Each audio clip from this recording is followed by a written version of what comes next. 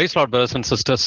கர்த்தராகிய இயேசு கிறிஸ்துவின் மகா பரிசுத்த நாமத்தால் எல்லோரையுமே வாழ்த்துகிறேன். லூக்கா 21 33 வசனத்துல கர்த்தர் பேசுகிறார். வானமும் பூமியும் ஒளிந்து போகும், என் வார்த்தைகளோ ஒளிந்து போவதில்லைன்னு சொல்றாரு. ஸோ இயேசு கிறிஸ்துவின் வார்த்தைகள் ஒரு நாளும் ஒளிந்து போகாது என்பதை நம்ம விசுவாசிக்கிற பிள்ளைகளா இருக்கிறோம். பட் இந்த கடைசி நாட்கள்ல இயேசு கிறிஸ்து நமக்கு கொடுக்கிற அட்வைஸ் எதுனாக்க, உங்கள் இருதயங்கள் பெருந்தண்டியினாலும் வெறியினாலும் லௌகீக கவலைகளினாலும் பாரம் அடையாதபடிக்கும், நீங்கள் நினையாத நேரத்தில் அந்த நாள் உங்கள் மேல் வராதபடிக்கும் எச்சரிக்கையா இருங்கள். நம்மளை எச்சரிக்கையா இருக்க சொல்லி இயேசு கிறிஸ்து அவர் நமக்கு ஒரு அறிவிப்பு கொடுக்கிறாரு. அதே போல 35 வசனத்துல லூக்கா 21:35 பூமியில் எங்கும் குடியிருக்கிற அனைவர் மேலும் அது ஒரு கண்ணியை போல வரும். இந்த இரண்டாம் வருகையின் நாட்கள் எப்படி இருக்குமா, இயேசு கிறிஸ்துவை அறியாதவர்களுக்கு அது ஒரு கண்ணியை போல இருக்கும் அப்படிங்கிறத நம்ம பார்க்கிறோம். இப்போ கடந்த கிட்டத்தட்ட ஒரு மாச காலமா இன்னைக்கு ஈரான்ல ஒரு யுத்தம் வந்திருக்குது. அங்க கப்பல் போக்குவரத்து எல்லாம் நிப்பாட்டப்பட்டிருக்குது. இன்னைக்கு சிலிண்டர் கிடைக்கல, பெட்ரோல் கிடைக்கல அப்படின்னு சொல்லி உலக நாடுகள் எல்லாமே ரொம்ப தவிப்புல தான் இருக்கிறாங்க. இந்தியாவில கூட கடந்த ஒரு 2 நாட்களா பாத்தீங்கன்னாக்க ஆல் பார்ட்டி மீட்டிங், என்னைக்கும் நடக்காத ஆல் பார்ட்டி மீட்டிங்லாம் இந்தியாவில போட்டிருக்கிறாங்க. ஆனா கர்த்தர் என்ன சொல்றாரு, இப்படி எல்லாம் பிரச்சனைகள் இருக்கும் கடைசி நாட்கள் அப்படின்னு சொல்லிட்டு லூக்கா 21:36 சொல்றாரு. ஆகையால் இனி சம்பவிக்க போகிற இவைகளுக்கெல்லாம் நீங்கள் தப்பி மனுஷகுமாரனுக்கு முன்பாக நிற்க பாத்திரவான்களாக எண்ணப்படுவதற்கு எப்பொழுதும் ஜெபம் பண்ணி விழித்திருங்கள் அப்படின்னு சொல்றாரு. இனி சம்பவிக்க போகிற இவைகளுக்கெல்லாம் நீங்கள் தப்பி, முதல்ல சம்பவிக்கிற காரியங்களுக்கு நாம் தப்பிக்க வேண்டும் இல்லைங்களா? தப்பிச்சு ரெண்டாவது மனுஷகுமாரன் இயேசு கிறிஸ்து பூமிக்கு வருவார். மனுஷகுமாரனுக்கு முன்பாக நிற்க பாத்திரவான்களாக எண்ணப்படுவதற்கு நம்ம என்ன செய்யணுமா, எப்பொழுதும் ஜெபம் பண்ணி விழித்திருக்கணும். அப்ப இயேசு கிறிஸ்துவ நம்ம பார்க்கணும்னு சொன்னாக்க, பரிசுத்தம் இல்லாமல் ஒருவனும் கர்த்தரை தரிசிப்பதிலேயே என்று எழுதியிருக்குது. இப்ப இந்த பரிசுத்தத்துக்கு முதல் விஷயம் நமக்கு என்ன தேவை, மாம்சத்தை ஒழிச்சிட்டு ஆவியில பிறந்த பிள்ளைகளா நம்ம இருக்கணும். வாசிக்கலாம் கலாத்தியர் 5 வசனம், கலேஷியன்ஸ் 5:24. கிறிஸ்துவனுடையவர்கள் தங்கள் மாம்சத்தையும் அதன் ஆசை இச்சைகளையும் சிலுவையில் அறைந்திருக்கிறார்கள். ஆமென். கிறிஸ்துவனுடையவர்கள் அப்படின்னா உண்மை கிறிஸ்தவர்கள், சீஷர்கள் எப்படி இருப்பாங்களா, தங்கள் மாம்சத்தையும் அதன் ஆசை இச்சைகளையும் சிலுவையில் அறைந்திருக்கிறார்கள். நமக்கு எவ்வளவோ வெளிப்பாடுகளை கர்த்தர் கொடுத்திருக்கிறார். கர்த்தருக்கு ஸ்தோத்திரம். நமக்கு அவருடைய வருகையின் காலகட்டமோ அவருடைய வருகையின் அடையாளங்களை பத்தி கர்த்தர் பேசி இருக்கிறார். வெளிப்படுத்தின விசேஷம் புஸ்தகத்தை முழுக்க கர்த்தர் தன்னுடைய ஆவியினால சொல்லி கொடுத்திருக்கிறாரு. ஆனாலும் கர்த்தர் வர தேதியே தெரிஞ்சாலும் நம்முடைய மாம்சத்தையும் அதன் ஆசை இச்சைகளும் சிலுவையில் அடிக்கலைன்னு சொன்னாக்க நம்மளால அவருக்கு முன்பாக நிற்பதற்கு தகுதி நமக்கு இருக்காது. அப்ப நம்ம எப்படி நடந்துக்கணும், ஆவியில நடக்கணும்னு கர்த்தர் சொல்றாரு. வாசிக்கலாம் கலாத்தியர் 5:25, கலேஷியன்ஸ் 5:25. நாம் ஆவியினாலே பிழைத்திருந்தால் ஆவிக்கேற்றபடி நடக்கவும் கடவோம். ஆமென். நாம் ஆவியினாலே பிழைத்திருந்தால் ஆவிக்கேற்றபடி நடக்கவும் கடவும். அப்ப கிறிஸ்தவர்கள், உண்மை கிறிஸ்தவர்கள்னா எப்படி இருக்கணுமா, தங்கள் மாம்சத்தையும் அதன் ஆசை இச்சைகளையும் சிலுவையில் அறைந்திருக்கிறார்கள். இன்னைக்கு நாமளே இந்த கேள்வியை கேட்டுக்கலாம். நம்முடைய மாம்சத்தையும் அதன் ஆசை இச்சைகளையும் நம்ம சிலுவையில அடிச்சிருக்கிறோமா? இன்னைக்கு எவ்வளவோ இச்சைகள் இருக்குது, நூத்துக்கணக்கான டிஃப்ரெண்ட் டைப்ஸ் ஆஃப் இச்சைகள் இருக்குது. அதெல்லாம் சிலுவையில அடிச்சிருக்கிறோமா? ஆவியினால பிழைக்கிறோமா, ஆவியினால நடக்கிறோமான்னு சொல்லி நம்மை நாமே நிதானிக்கிறவர்கள் அந்த வசனங்களை கவனமாக்கி இருப்போம். கலாத்தியர் 2 வசனம் வாசிக்கலாம், கலேஷியன்ஸ் 2:20. கிறிஸ்துவுடனே கூட சிலுவையில் அறையப்பட்டேன், ஆயினும் பிழைத்திருக்கிறேன். இனி நான் அல்ல, கிறிஸ்துவே எனக்குள் பிழைத்திருக்கிறார். நான் இப்பொழுது மாம்சத்தில் பிழைத்திருக்கிறதோ என்னில் அன்பு கூர்ந்து எனக்காக தம்மை தாமே ஒப்பு கொடுத்த தேவனுடைய குமாரனை பற்றும் விசுவாசத்தினாலே பிழைத்திருக்கிறேன். ஆமென். கிறிஸ்துவுடனே கூட சிலுவையில் அறையப்பட்டேன். அப்ப உண்மையிலே நம்முடைய மாம்சத்தை நம்ம சிலுவையில் அடிச்சிருக்கிறோமா? நம்மை நாமே நிதானித்து அறிவோம். நம்முடைய எல்லா மாம்சத்தையும் அதன் ஆசை இச்சைகளையும் சிலுவையில் அடிச்சிருக்கிறோம். ஆயினும் பிழைத்திருக்கிறேன் என்று எழுதியிருக்கிறது இல்லைங்களா? இனி நான் அல்ல, கிறிஸ்துவே எனக்குள் பிழைத்திருக்கிறார். அப்ப எனக்குள்ளார கிறிஸ்து வாழ்கிறாரா? நம்மை நாமே நம்ம நிதானித்து அறியணும். நான் இப்பொழுது மாம்சத்தில் பிழைத்திருக்கிறதோ என்னில் அன்பு கூர்ந்து எனக்காக தம்மை தாமே ஒப்பு கொடுத்த தேவனுடைய குமாரனை பற்றும் விசுவாசத்தினாலே பிழைத்திருக்கிறேன். அப்ப எல்லா மாம்சத்தையும் சிலுவையில் அடிச்சுட்டு ஆவியினால பிழைக்கிறோமா, ஆவியில நடக்கிறோமான்னு சொல்லி நம்மை நாமே நிதானித்து அறியலாம். கலாத்தியர் 6 14 வசனம் வாசிக்கலாம், கலேஷியன்ஸ் 6:14. நானோ நம்முடைய கர்த்தராகிய இயேசு கிறிஸ்துவின் சிலுவையை குறித்தே அல்லாமல் வேறொன்றையும் குறித்து மேன்மை பாராட்டாதிருப்பேனாக. அவரால் உலகம் எனக்கு சிலுவில் அறையோண்டு இருக்கிறது, நானும் உலகத்திற்கு சிலுவில் அறையோண்டு இருக்கிறேன். ஆமென். நானோ நம்முடைய கர்த்தராகிய இயேசு கிறிஸ்துவின் சிலுவையை குறித்தே அல்லாமல் வேறொன்றையும் குறித்து மேன்மை பாராட்டாதிருப்பேனாக. இன்னைக்கு அநேகர் மேன்மை பாராட்டுவது எதை குறித்து மேன்மை பாராட்டுறாங்க? இன்னைக்கு நாடுகள் வந்துட்டு நான் தான் ரொம்ப பவர்ஃபுல் நாடு, என்கிட்ட நிறைய பணம் இருக்குன்னு சொல்லி இன்னைக்கு அமெரிக்காவோ மேலை நாடுகளோ நிறைய பேர் மேன்மை பாராட்டுறது, அவருடைய பணத்தை வச்சு மேன்மை பாராட்டுறாங்க. தனிப்பட்ட நபர்கள் பாத்தீங்கன்னா, எனக்கு இவரை தெரியும் அவரை தெரியும், எங்க அப்பா யாருன்னு தெரியுமா, எங்க அப்பா இப்படிப்பட்டவர், எங்க குடும்பம் வந்துட்டு இப்படிப்பட்ட குடும்பம், நாங்க பெரிய வீடு வச்சிருந்தோம், பெரிய கார் வச்சிருந்தோம், இப்படி எல்லாம் அநேகர் வந்துட்டு மேன்மை பாராட்டி கொண்டு இருப்பாங்க. நாம் எதை குறித்து மேன்மையை பாராட்ட வேண்டும்? கர்த்தராகி இயேசு கிறிஸ்துவின் சிலுவையை குறித்தே அல்லாமல் வேறொன்றையும் குறித்து மேன்மை பாராட்டு இருப்பேனாக. அவரால் உலகம் எனக்கு சிலுவையில் அறையுண்டு இருக்கிறது, நானும் உலகத்திற்கு சிலுவையில் அறையுண்டு இருக்கிறேன். இந்த மாதிரி நம்மளால கான்பிடண்டா சொல்ல முடியுமான்னு சொல்லி நம்மை நாமே நிதானித்து அறியலாம். உலகம் உங்களுக்கு சிலுவையில் அறையுண்டு இருக்கிறதா? அது உலகமும் அதன் மாம்சமும் அதன் இச்சைகளும் அந்த ஆசைகள் எல்லாமே சிலுவையில நீங்க அடிச்சிருக்கிறீங்களா? நானும் உலகத்திற்கு சிலுவையில் அறையுண்டு இருக்கிறேன். நாமளும் இந்த உலகத்திற்கு சிலுவையில் அறையுண்ட பிள்ளைகளா நம்ம இருக்கிறோமா? நம்மை நாமே நிதானித்து அறியலாம். ரோமர் 6ஆம் அதிகாரம் 6வது வசனம் வாசிக்கலாம். ரோமன் 6:6. நாம் இனி பாவத்துக்கு ஊழியம் செய்யாதபடிக்கு பாவ சரீரம் ஒழிந்து போகும் பொருட்டாக நம்முடைய பழைய மனுஷன் அவரோடே கூட சிலுவையில் அறையப்பட்டதென்று அறிந்திருக்கிறோம். ஆமென். நம்முடைய பழைய மனுஷன் அவரோட கூட சிலுவையில் அறையப்பட்டதென்று அறிந்திருக்கிறோம். உண்மையிலே வந்துட்டு சிலுவையில அடிச்சிட்டோமா?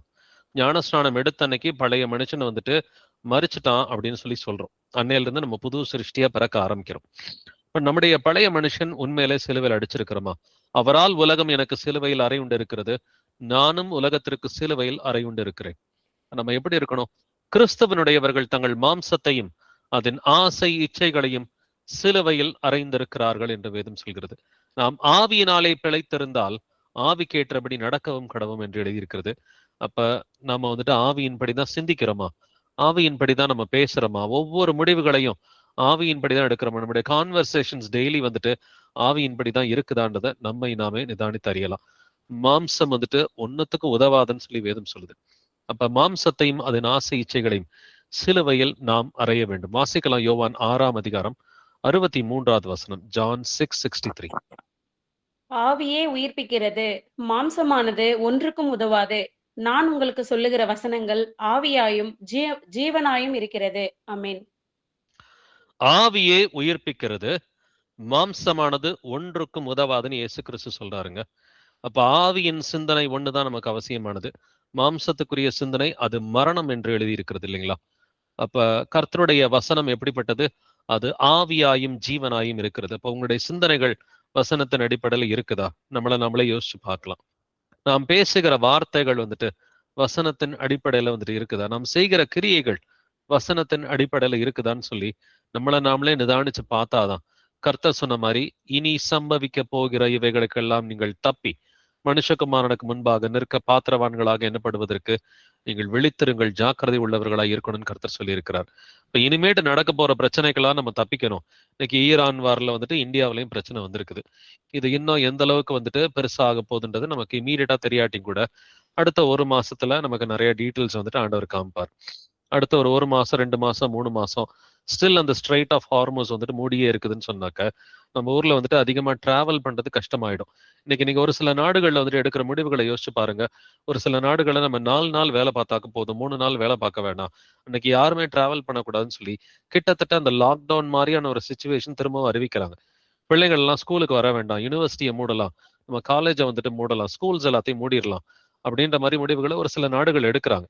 முடிஞ்ச வரைக்கும் வீட்டுல இருந்து வேலை பார்க்கட்டும், வீட்டுல இருந்து வேலை பார்க்கறதுக்கு யார் யாருக்கெல்லாம் வாய்ப்பு இருக்குதோ அவங்க எல்லாம் வீட்டுல இருந்து வேலை பார்க்கட்டும், யாரும் டிராவல் பண்ண வேணாம். ரீசன் என்னது? பெட்ரோல் கிடையாது, டீசல் கம்மியா இருக்குது, கேஸ் வந்துட்டு இதெல்லாம் கம்மியா இருக்குது அப்படின்றதுனால கொஞ்சம் கொஞ்சமா பிரச்சனைகள் வந்துட்டு இந்த உலகத்தின் மேல வர ஆரம்பிக்குது. இத்தனைக்கும் இது வரைக்கும் இந்தியாவில வந்துட்டு எந்த யுத்தமும் நடக்கல. இந்தியாவில யுத்தம் இல்லாமலே இவ்வளவு பிரச்சனைகள் வந்துட்டு இருக்குது அப்படின்னு சொன்னாக்க நாளைக்கு இந்தியாவிலையும் யுத்தம் வந்தாக்க எப்படி இருக்கும் அப்படின்றத யோசிச்சு பாருங்க. அப்படின்னாக்க மனுஷகுமாரன் வருவதற்கு முன்னாடி நம்ம இந்த மாம்சத்தை ஒழித்து விட்டு அதன் ஆசை இச்சைகளை ஒழித்து விட்டு நாம வந்துட்டு ஆவியின் பிள்ளைகளா நம்ம மாறிக்கணும். வாசிக்கலாம் ரோமர் 8ஆம் அதிகாரம் முதல் வசனம் ரோமன்ஸ் 8:1. ஆனபடியால் கிறிஸ்து இயேசுவுக்குட்பட்டவர்களாய் இருந்து மாம்சத்தின்படி நடவாமல் ஆவியின்படியே நடக்கிறவர்களுக்கு ஆக்கினை தீர்ப்பில்லை. ஆமீன். ஆக்கினை தீர்ப்பு யாருக்குங்க இல்ல? மாம்சத்தின்படி நடவாமல் ஆவியின்படி நடக்கிறவர்களுக்கு ஆக்கினை தீர்ப்பு கிடையாது. சோ நியாய தீர்ப்பு என்பது கர்த்தர் கொடுத்து கொண்டிருக்கிறார். இப்பொழுதே நியாய தீர்ப்பு நாட்கள்ல தான் நம்ம இருக்கிறோம். யாரெல்லாம் வந்துட்டு கர்த்தருக்கு பிடிக்காதவங்களா இருக்கிறாங்களோ சில ஓமைகள் நம்ம படிச்சிருப்போம். வலையின் ஓமை படிச்சிருப்போம். அதுல நல்ல மீன்கள் கெட்ட மீன்கள்னு எழுதியிருக்கும். அதே போல வந்துட்டு களைகளை குறித்த ஓமையில வந்துட்டு களைகள் கோதுமை மணிகள் அப்படின்ற 2 படிக்கிறோம். இப்ப நல்ல மீன்களும் வந்துட்டு அது கோதுமை மணிகளும் ஒன்னாதான் வந்துட்டு இருக்குது. களைகளும் கெட்ட மீன்களும் ஒன்னாதான் வந்துட்டு இருக்குது. புத்தி உள்ள கன்னிகைகள், புத்தி இல்லாத கன்னிகைகள், இதெல்லாம் நம்ம வந்துட்டு வாசிக்கிறோம். இப்படி நிறைய ஓமையில வந்துட்டு கர்த்தர் 2ஆ பிரிச்சு காமிக்கிறார். வெள்ளாடு செம்மறியாடு அப்படின்னு சொல்லி அந்த வித்தியாசத்தை காமிக்கிறார். அப்ப முதலாவது கர்த்தர் யாரை வந்துட்டு அழிக்கிறார் அப்படின்னு கவனிச்சு பாத்தீங்கன்னா, துன்மார்க்கரை கர்த்தர் சங்கரிக்கிறார் என்று வேதம் சொல்கிறது இல்லைங்களா? இந்த துன்மார்க்கர் யாரு? ஆவியின்படி நடக்காம மாம்சத்தின்படி நடக்கிற அத்தனை பேரும் துன்மார்க்கர் தான். அவங்க பைபிள் படிச்சாலும் சரி, அவங்க வந்துட்டு ஜெபம் பண்ணாலும் சரி, அவங்க வந்துட்டு சர்ச்சுக்கு போனாலும் போகாட்டியும் வந்துட்டு மாம்சத்தின்படி நம்ம வந்துட்டு நடக்கிறவங்களுக்கு கர்த்தர் தீர்ப்பை கொடுக்கிறார். அந்த தீர்ப்பின் நாட்கள்ல, அந்த கோபாக்கினை நாட்கள்ல தான் நம்ம எல்லோருமே வாழ்ந்து கொண்டு இருக்கிறோம். ஆவியின்படி நடந்தாக்க நம்ம பிழைப்போம், ஆவியின்படி நடக்கலைனாக்க பிழைக்க முடியாது. வாசிக்கலாம் ரோமர் 8ஆம் அதிகாரம் வசனங்கள் 5 முதல் 8 வரைக்கும். Romans chapter 8 verses 5 to 8. அன்றியும் மாம்சத்தின்படி நடக்கிறவர்கள் மாம்சத்துக்குரியவைகளை சிந்திக்கிறார்கள், ஆவியின்படி நடக்கிறவர்கள் ஆவிக்குரியவைகளை சிந்திக்கிறார்கள். மாம்ச சிந்தை மரணம், ஆவியின் சிந்தையோ ஜீவனும் சமாதானமுமாம். எப்படி என்றால், மாம்ச சிந்தை தேவனுக்கு விரோதமான பகை. அது தேவனுடைய நியாயப்பிரமாணத்துக்கு கீழ்ப்படியாமலும் கீழ்ப்படிய கூடாமலும் இருக்கிறது. மாம்சத்துக்குட்பட்டவர்கள் தேவனுக்கு பிரியமாய் இருக்க மாட்டார்கள். ஆமேன். ஆமென். அன்றையும் மாம்சத்தின்படி நடக்கிறவர்கள் மாம்சத்துக்குரியவைகளை சிந்திக்கிறார்கள். அப்ப டெய்லி நீங்க என்ன சிந்திக்கிறீங்கன்றதை யோசிச்சு பாருங்க. மாம்சத்துக்குரிய காரியங்களை சிந்திக்கிறீங்களா, ஆவிக்குரிய காரியங்களை சிந்திக்கிறீங்களா? ஆவியின்படி நடக்கிறவர்கள் ஆவிக்குரியவைகளை சிந்திக்கிறார்கள். நீங்க ஆவிக்குரிய பிள்ளைகளா இருந்தா எப்பொழுதும் ஆவியின் சிந்தை தான் இருக்கும். மாம்ச சிந்தை மரணம் என்று எழுதியிருக்கிறது. சிந்தையே மரணம் தாங்க. ஏன்னா சிந்தை வந்துட்டு எப்படி வெளிப்படும்? வார்த்தையா வெளிப்படும், இல்லைன்னா கிரியையில வெளிப்படும். சிந்தையே மாம்ச சிந்தையாதான் அது மரணத்துக்கு தான் வந்துட்டு இட்டு சொல்லும். மாம்ச சிந்தை மரணம், ஆவியின் சிந்தையோ ஜீவனும் சமாதானமும் என்று எழுதியிருக்கிறது. மாம்ச சிந்தை தேவனுக்கு விரோதமான பகை என்று எழுதியிருக்கிறது. அது தேவனுடைய கட்டளைகளுக்கு கீழ்ப்படியாமலும் கீழ்ப்படிய கூடாமலும் இருக்கிறது. மாம்சத்துக்கு உட்பட்டவர்கள் தேவனுக்கு பிரியமாய் இருக்க மாட்டார்கள். அப்படின்னா இப்ப இன்னைக்கு இந்த சிச்சுவேஷன்ல நம்ம எப்படி சிந்திச்சுக்கிட்டு இருக்கிறோம்? நம்முடைய சிந்தனை வந்துட்டு ஒரு பயத்து உணர்வை வந்துட்டு தூண்டுதா, இல்ல இயேசு கிறிஸ்து வரப்போறாருன்றா ஒரு அன்பின் உணர்வை வந்து தூண்டுதா? இயேசு கிறிஸ்து சீக்கிரமா வரப்போறாரு, அப்ப நான் என்னன்னானே சீக்கிரமா பரிசுத்தமா மாத்திக்கணும், என் குடும்பம் பரிசுத்தமா மாறணும் அப்படின்னு சொல்லி பயத்தை காட்டுல வந்துட்டு ஒரு அன்பு தான் நமக்கு பிரதானமா இருக்கணும். தெய்வ பயம் இருக்கலாம், தெய்வ பயம் நல்லது. ஆனா மாம்ச பயம் வந்துட்டு அது வந்துட்டு ஒரு கண்ணியை வந்துட்டு வருவிக்கும் என்று எழுதி இருக்கிறது. அப்ப மாம்சத்தின்படி நம்ம நடக்காம ஆவியின்படி நடக்கிறோமா? அப்ப நம்ம எல்லா மாம்சத்தையும் அதன் ஆசை இச்சைகளையும் சிலுவையில் அறைந்திருக்கிறோமா? நம்மை நாமே நிதானித்து அறியலாம். ரோமர் 8ஆம் அதிகாரம் 9வது வசனம் வாசிக்கலாம். ரோமன்ஸ் 8:9. தேவனுடைய ஆவி உங்களில் வாசமாய் இருந்தால் நீங்கள் மாம்சத்துக்குட்பட்டவர்களாய் இராமல் ஆவிக்குட்பட்டவர்களாய் இருப்பீர்கள். கிறிஸ்துவின் ஆவி இல்லாதவன் அவருடையவன் அல்ல. ஆமென்.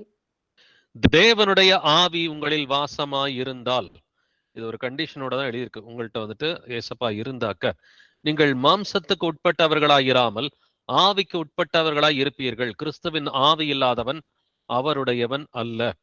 அப்போ ஒரு நபர் எப்பொழுதுமே மாம்சத்தின்படிதான் சிந்திக்கிறாரு, ஒரு நபர் எப்பொழுதுமே மாம்சத்தின்படிதான் பேசுறாரு, மாம்சத்தின்படிதான் நடந்துக்கிறாருன்னா அவங்கள்ட்ட பரிசுத்த ஆவியானவர் கிடையாது. அதை மட்டும் நம்மளால தீர்க்கமா வந்துட்டு சொல்ல முடியும், உணர முடியும். ஒரு நபர் வந்துட்டு எப்பொழுதுமே அவங்களுடைய சிந்தனை, அவங்களுடைய பேச்சு, அவங்களுடைய செயல்பாடுகள் எல்லாமே மாம்சத்தின்படிதான் இருக்குதுன்னா அவங்கள்ட்ட பரிசுத்த ஆவியானவர் கிடையாது. நம்ம அவங்கள்ட்ட சொல்ல வேண்டியது ஒன்னே ஒண்ணுதான், மனம் திரும்பிக்குங்கப்பா அப்படின்னு சொல்லி மனம் திரும்புவதற்கு ஏதுவாக அவங்களை வழி நடத்தணும். வாசிக்கலாம் ரோமர் 8ஆம் அதிகாரம் வசனங்கள் 12 முதல் 13 வரைக்கும். Romans chapter 8 verses 12 to 13. ஆகையால் சகோதரரே, மாம்சத்தின்படி பிழைப்பதற்கு நாம் மாம்சத்துக்கு கடனாளிகள் அல்ல. மாம்சத்தின்படி பிழைத்தால் சாவீர்கள், ஆவியினாலே சரீரத்தின் செய்கைகளை அழித்தால் பிழைப்பீர்கள். ஆமீன். மாம்சத்தின்படி பிழைப்பதற்கு நாம் மாம்சத்துக்கு கடனாளிகள் அல்ல. மாம்சத்தின்படி பிழைத்தால் சாவீர்கள். இதுக்கு மேல ரொம்ப டீட்டெயில்டா ஆண்டவர் பேசணுன்ற அவசியமே இல்லை. நான் ஏற்கனவே படிச்சோம் ரோமர் 8:5 வந்துட்டு மாம்ச சிந்தை மரணம். இங்கே அதே தான் 13வது வசனத்துல எழுதியிருக்குது. மாம்சத்தின்படி பிழைத்தால் சாவீர்கள் என்று எழுதியிருக்கிறது. பட் ஆவியினாலே சரீரத்தின் செய்கைகளை அழித்தால் பிழைப்பீர்கள். நம்ம என்ன செய்யணுமா? சரீரத்தின் செய்கைகளை வந்துட்டு நம்ம அழிக்கணும் அப்படின்னு வேதம் சொல்லுது. அப்ப நம்ம ஜெயிக்கிற பிள்ளைகளா இருக்கணும். ஜெயம் கொள்ளுகிறவன் எவனோ என்கிற வார்த்தை வெளிப்படுத்தின விசேஷத்துல ஒவ்வொரு சபைகிட்டையும் கர்த்தர் பேசி இருக்கிறார். அப்ப நம்ம ஆவிக்கேற்றபடிதான் வந்துட்டு நடந்துக்கிற பிள்ளைகளா இருக்கணும். அப்ப இது நம்மை நாமே நிதானித்து அறியக்கூடிய ஒரு காலகட்டம். ஏன்னா இந்த ஈரான் வாரா இருக்கட்டும், வருகிற உலக யுத்தமா இருக்கட்டும், இதுலலாம் முதல்ல தப்பிக்கணும். தப்பிச்ச பிறகு இயேசு கிறிஸ்து வரும் பொழுது அவருக்கு முன்னாடி நிக்கிறதுக்கு பரிசுத்தம் உள்ள பிள்ளைகளா, பாத்திரவான்களா இருக்கணும். அப்ப அந்த ரெண்டுமே வந்துட்டு நடக்கணும்னு சொன்னாக்க இன்னையில இருந்தே நம்மை நாமே நிதானித்து அறிகிற பிள்ளைகளா, ஒரு தனிப்பட்ட நபராகவும் சரி, குடும்பமாகவும் சரி, நம்மை நாமே நிதானித்து அறிந்து கர்த்தருக்கு எதெல்லாம் பிடிக்காதோ, இந்த மாம்ச சிந்தை, அதன் ஆசை, இச்சைகள் இவை எல்லாவற்றையும் கைவிட்டுட்டு ஆவியின் சிந்தையில வந்து ஆவிக்குரிய வார்த்தைகளை பேசி ஆவிக்குரிய நடக்க இருந்தா மட்டும்தான் கர்த்தருக்கு பிரியமாய் வாழ முடியும். வாசிக்கலாம் கலாத்தியர் 5ஆம் அதிகாரம் வசனங்கள் 16 முதல் 17 வரைக்கும். Galatians chapter 5 verses 16 to 17. பின்னும் நான் சொல்லுகிறது என்னவென்றால், ஆவிக்கேற்றபடி நடந்து கொள்ளுங்கள், அப்பொழுது மாம்ச இச்சையை நிறைவேற்றாது இருப்பீர்கள். மாம்சம் ஆவிக்கு விரோதமாகவும் ஆவி மாம்சத்துக்கு விரோதமாகவும் இச்சிக்கிறது. நீங்கள் செய்ய வேண்டும் என்று இருக்கிறவைகளை செய்யாதபடிக்கு இவைகள் ஒன்றுக்கொன்று விரோதமாய் இருக்கிறது. ஆமென். ஆமென், ஆமென். சோ ஆவிக்கேற்றபடி நடந்து கொள்ளுங்கள் என்கிற ஒரு கட்டளை நமக்கு கொடுக்கப்பட்டிருக்கிறது. அப்ப ஆவிக்கேற்றபடி நடந்துகிட்டாதான் அப்பொழுது மாம்ச இச்சையை நிறைவேற்றாதிருப்பீர்கள். இப்ப எப்பொழுதுமே ஆவிக்கேற்றபடி சிந்தித்து, ஆவிக்கேற்றபடி பேசி, ஆவிக்கேற்றபடி செயல்படுகிற பிள்ளைகளா இருக்கணும். அப்பதான் மாம்சத்தின் இச்சைகளை நிறைவேற்றாம இருப்போம். ஏன்னா மாம்சம் ஆவிக்கு விரோதமாகவும் ஆவி மாம்சத்துக்கு விரோதமாகவும் இச்சிக்கிறது. நீங்க பிசாசை ஜெயிக்கிறது சுலபங்க, உங்களுடைய மாம்ச சிந்தையை ஜெயிக்கிறது தான் கஷ்டமான காரியம். நான் திரும்பவும் சொல்றேன், பிசாசை ஜெயிக்கிறது சுலபமான ஒரு காரியம், உங்களுடைய மாம்ச சிந்தையை ஜெயிச்சு மேற்கொண்டு வரதான் கஷ்டமான ஒரு காரியம். இன்னைக்கு எப்படிலாம் இந்த மாம்ச சிந்தை இன்னைக்கு உலகத்துல பாவமா வெளிப்படுதுன்னு பாத்தீங்கன்னா, முதல்ல கிறிஸ்தவங்களுக்கு பெரிய பிரச்சனையை காம்ப்ரமைஸ் பண்றதுதான். மனிதர்களுக்காக காம்ப்ரமைஸ் பண்றது, கணவனுக்காக, மனைவிக்காக, பிள்ளைகளுக்காக, அப்பா அம்மாவுக்காக, மாமனாரு மாமியாரு, இப்படி வந்துட்டு தெரிஞ்சவங்களுக்காக, மனிதர்களுக்காக காம்ப்ரமைஸ் பண்றது, இல்ல பெருமை நிமித்தமா வந்துட்டு காம்ப்ரமைஸ் பண்றது. இன்னைக்கு பெருமைன்றது வந்துட்டு இன்னைக்கு யாருக்குமே தெரியாம சைலண்டா இருக்கிற ஒரு வியாதி மாதிரி அநேகருக்கு வந்துட்டு இருக்குது. அது போல வந்துட்டு பணத்துக்குரிய இச்சை இருக்குது. ஒரு சிலருக்கு வந்துட்டு கம்ஃபர்ட்டுக்குரிய ஒரு இச்சை இருக்கு, ரொம்ப சுகபோகமா இருக்கணும், எதை எடுத்தாலும் கம்ஃபர்டபுளா இருக்கணும். இன்னைக்கு அநேகர் பாத்தீங்கன்னா கம்ஃபர்ட்னு சொல்லி வந்துட்டு வீட்டுல சமைக்காம ஜொமேட்டோல வாங்கிக்கலாம், ஸ்விக்கில வாங்கிக்கலாம். இன்னைக்கு ஆண்டவர் எல்லாத்துக்குமே ஒரு முற்றுப்புள்ளி வச்சுட்டார். இன்னைக்கு ஜொமேட்டோ, ஸ்விக்கி எல்லாம் வர விடாதபடிக்கு, ஹோட்டல்ஸுக்கு சிலிண்டர் கிடைக்காதபடிக்கு கர்த்தர் நிப்பாட்டி வச்சிருக்கிறார். அப்படின்னா இந்த உலக கவலைகளும் ஐஸ்வர்யத்தின் மயக்கமும் பலவித சிற்றன்பங்களும் இச்சைகளும் பெருந்தண்டி என்கிற வார்த்தையும் கர்த்தர் பேசியிருக்கிறார். கடைசி நாட்களில பெருந்தண்டியும் இருக்கும்னு சொல்லி கர்த்தர் பேசியிருக்கிறார். இந்த சுகபோகமா வந்துட்டு இருக்கிறதுன்றது கர்த்தருக்கு வந்துட்டு அவர் வெறுக்கிற ஒரு காரியம். அப்ப அதே போல வந்துட்டு இன்னைக்கு பொய் வார்த்தைகள் நிறைய பேர் பேசுறாங்க, கெட்ட வார்த்தைகள் பேசுறாங்க, வீண் வார்த்தைகள் பேசுறாங்க, இல்ல கள்ள போதகங்களை கேட்கிற அநேகர் வந்துட்டு இருக்கிறாங்க. So evil company corrupts good manners. ஆகாத சம்பாஷணைகள் நல்லொழுக்கங்களை கெடுக்கும் என்று எழுதியிருக்கிறது. முதல்ல ஆகாத சம்பாஷணைகள், கெட்ட பசங்களை நம்மளை சுத்தி வச்சுக்க கூடாதுன்னு சொல்லி வேதம் சொல்லுது. இயேசு கிறிஸ்துவன் 100% விசுவாசிக்கிற பிள்ளைகளா இருக்கணும். அவருடைய நான் வருகையை வந்துட்டு விசுவாசிக்கிறேன், பட் ஆனா அவர் இப்ப வந்துட்டு வரமாட்டாரு, ஒரு 100 வருஷம் கழிச்சு வருவாருன்னு நினைக்கிறவங்க இருக்கிறாங்க. இல்ல நான் அவருடைய வருகையை வந்துட்டு வருஷம் எதிர்பார்க்கிற பிள்ளையா இருந்தாதான் நீ இயேசுவோட பிள்ளை. இந்த வருஷம் இயேசுடைய வருகையை நம்ம எதிர்பார்க்கிறோம், அவர் வராரா, வரலனாக்க கர்த்தர் நல்லவர், அடுத்த வருஷம் வருவாரு அப்படின்னு சொல்லி நம்ம அடுத்த வருஷத்துக்கு தயாராகலாம். அடுத்த வருஷம் அவர் வரலையா, அதுக்கு அடுத்த வருஷம் வருவாருன்னு சொல்லி நம்ம தயாராகணும். இயேசு கிறிஸ்துவின் மேல 100% வந்துட்டு அவரை அன்பு செய்கிற பிள்ளைகளா இருக்கணும். அநேகர் இன்னமும் பாத்தீங்கன்னா இந்த கடைசி நாட்கள்ல வந்துட்டு வேலை வேலை வேலை வேலைன்னு சொல்லி ஒர்க்கஹாலிக்கா இருக்கிறாங்க. நீங்க ஒர்க்கஹாலிக்கா இருந்தீங்கன்னாக்க பரலோக ராஜ்யத்துக்கு போறது ரொம்ப கஷ்டமான ஒரு காரியம். கொஞ்சம் வேலையெல்லாம் ஒரு 8 மணி நேரம் 10 மணி நேரத்துக்குள்ளார வந்துட்டு முடிச்சுட்டு கர்த்தரை தேடுகிற பிள்ளைகளா இருக்கணும். இன்னமும் வந்துட்டு அநேகருக்கு அந்த பரியாசம் பண்ற விஷயங்கள், இன்னைக்கு பரியாசத்துக்குன்னே ஒரு சேனல் இருக்குது, அதுவும் கிறிஸ்தவ சேனலா கூட வந்துட்டு இருக்குது. வம்பும் புத்தியினமான பேச்சும் பரியாசமும் தகாதவைகள் ஸ்தோத்திரம் செய்தலை தகும் என்று எழுதியிருக்கிறது. அப்படின்னாக்கா பரியாசம் பண்றது, வம்பு வார்த்தைகள் பேசுறது, இதெல்லாம் கர்த்தருக்கு வந்துட்டு பிடிக்காது. இப்படி அநேக மாம்சத்தின் இச்சைகள் செய்கைகள் இருக்குது. ஒரு சிலருக்கு இந்த கம்ஃபர்ட்னால பார்த்தாக்கா ரொம்ப லேசியா வந்துட்டு சோம்பலாவே இருக்கிறாங்க. சோம்பல் கூடாதுன்னு கர்த்தர் சொல்லி இருக்கிறார். ஒரு சிலருக்கு வாயை கட்டுப்படுத்த முடியல, முறுமுறுத்துக்கிட்டே இருப்பாங்க. இன்னைக்கு பின்னாடி பேசுறது பேக் பைட்டிங். ஒரு சகோதரன்ட்ட ஏதாவது பேசணும்னா நேரடியா பேசணும். பின்னாடி ஒரு சகோதரன் சகோதரியை பத்தி வந்துட்டு பின்னாடி பேசுறது கர்த்தருக்கு பிடிக்காத ஒரு காரியம். மோசேவை குறித்து முறுமுறுத்தார்கள், ஆரோனை குறித்து ஜனங்கள் முறுமுறுத்தார்கள், அவர்களை கர்த்தர் நியாயம் தீர்த்தார் என்று எழுதியிருக்கிறது இல்லைங்களா? மற்றவர்களை நாம் நியாயம் தீர்க்க கூடாது என்றும் வேதம் சொல்கிறது. நீதியின்படி நம்ம வந்துட்டு நியாயமா பேசலாம். ஏன்னா நம்ம எப்படி பேசணும்? தோற்றத்தின்படி தீர்ப்பு செய்யாமல் நீதியின்படி தீர்ப்பு செய்யுங்கள். இன்னைக்கு யாரும் யாரோடையும் கம்பேர் பண்ணிக்கிற ஒரு பழக்கம் வந்துட்டு பாத்தீங்கன்னா இன்னைக்கு அதிகமாவே கிறிஸ்தவர்கள் மத்தியிலே வந்துட்டு இருக்குது. இல்ல மத்தவங்க என்ன நினைப்பாங்க, இப்படிலாம் அநேக மாம்சத்தின் சிந்தை இருக்குது. குறிப்பா வந்துட்டு பாத்தீங்கன்னாக்க கிறிஸ்தவர்கள் மத்தியிலுமே என்ன வந்துட்டு ஜாதி பாக்குற பழக்கம்லாம் இருக்கு. ஜாதி பாக்குற கிறிஸ்தவர்கள் எப்படி பரலோக ராஜ்யத்துக்கு வந்துட்டு போக முடியும்? ஜாதி பாக்குற கிறிஸ்தவர்கள் எப்படி இயேசு கிறிஸ்துவுக்கு பிரியமா இருக்க முடியும்? இல்ல ஸ்டேட்டஸ் பாக்குற கிறிஸ்தவர்கள், நான் படிச்சவன் அவன் படிக்காதவன், நல்ல நல்ல ஸ்டேட்டஸ்ல இருக்கிற அவனுக்கு வந்துட்டு ஸ்டேட்டஸ் கிடையாது. இன்னைக்கு ஜாதி பாக்குறவங்களோ ஸ்டேட்டஸ் பாக்குறவங்களோ இல்ல படிப்பை வைத்து வந்துட்டு எடை போடுறவங்களோ இவங்கெல்லாம் கர்த்தருக்கு பிரியமா இருக்க முடியாது. இதெல்லாம் எதுக்காக பேசணும்னா இதெல்லாம் எக்ஸாம்பிள்ஸ், மாம்சத்தின் பிஹேவியருக்குரிய எக்ஸாம்பிள்ஸா வந்துட்டு இருக்குது. இதுபோல ஒரு சிலருக்கு செல்ஃப் ரைச்சியஸ்னஸ், நான் கரெக்டா தானே இருக்கிறேன். உன்னோட ரைச்சியஸ்னஸ்னால நீ பரலோக ராஜ்யத்துக்கு போகவே முடியாது. நம்முடைய வந்துட்டு நீதி எல்லாம் அழுக்கான கந்தையா இருக்கிறது என்று வேதம் சொல்கிறது. அப்ப எந்த ஒரு காரியத்தை எடுத்தாலும் கர்த்தருக்கு பயப்படுகிற பிள்ளைகளா, கர்த்தருடைய வார்த்தைக்கு பயப்படுகிற பிள்ளைகளா வந்துட்டு இருக்கணும். இன்னைக்கு அநேகர் இயேசு கிறிஸ்துவை தேடுறதே உலக ஆசீர்வாதங்களுக்காக மட்டும்தான். நாம் இயேசு கிறிஸ்துவை அன்பு நிமித்தமா தேடுகிற பிள்ளைகளா இருக்கணும். நீதி நிமித்தமா தேடுகிற பிள்ளைகளா, நித்திய ஜீவனுக்காக கர்த்தரை தேடுகிற பிள்ளைகளா இருக்கணும். முதலாவது தேவனுடைய ராஜ்யத்தையும் அவருடைய நீதியும் தேடும் பொழுது அப்பொழுது இவைகளெல்லாம் உங்களுக்கு கூட கொடுக்கப்படுன்றார். மாம்சத்தின்படி நடக்கிறவங்க கர்த்தருக்கு பிரியமா இருக்க மாட்டாங்க. அதனாலதான் மாம்சத்தின் கிரியைகள் அப்படின்னு ஒரு பெரிய லிஸ்டே கர்த்தர் கொடுத்திருக்கிறார்.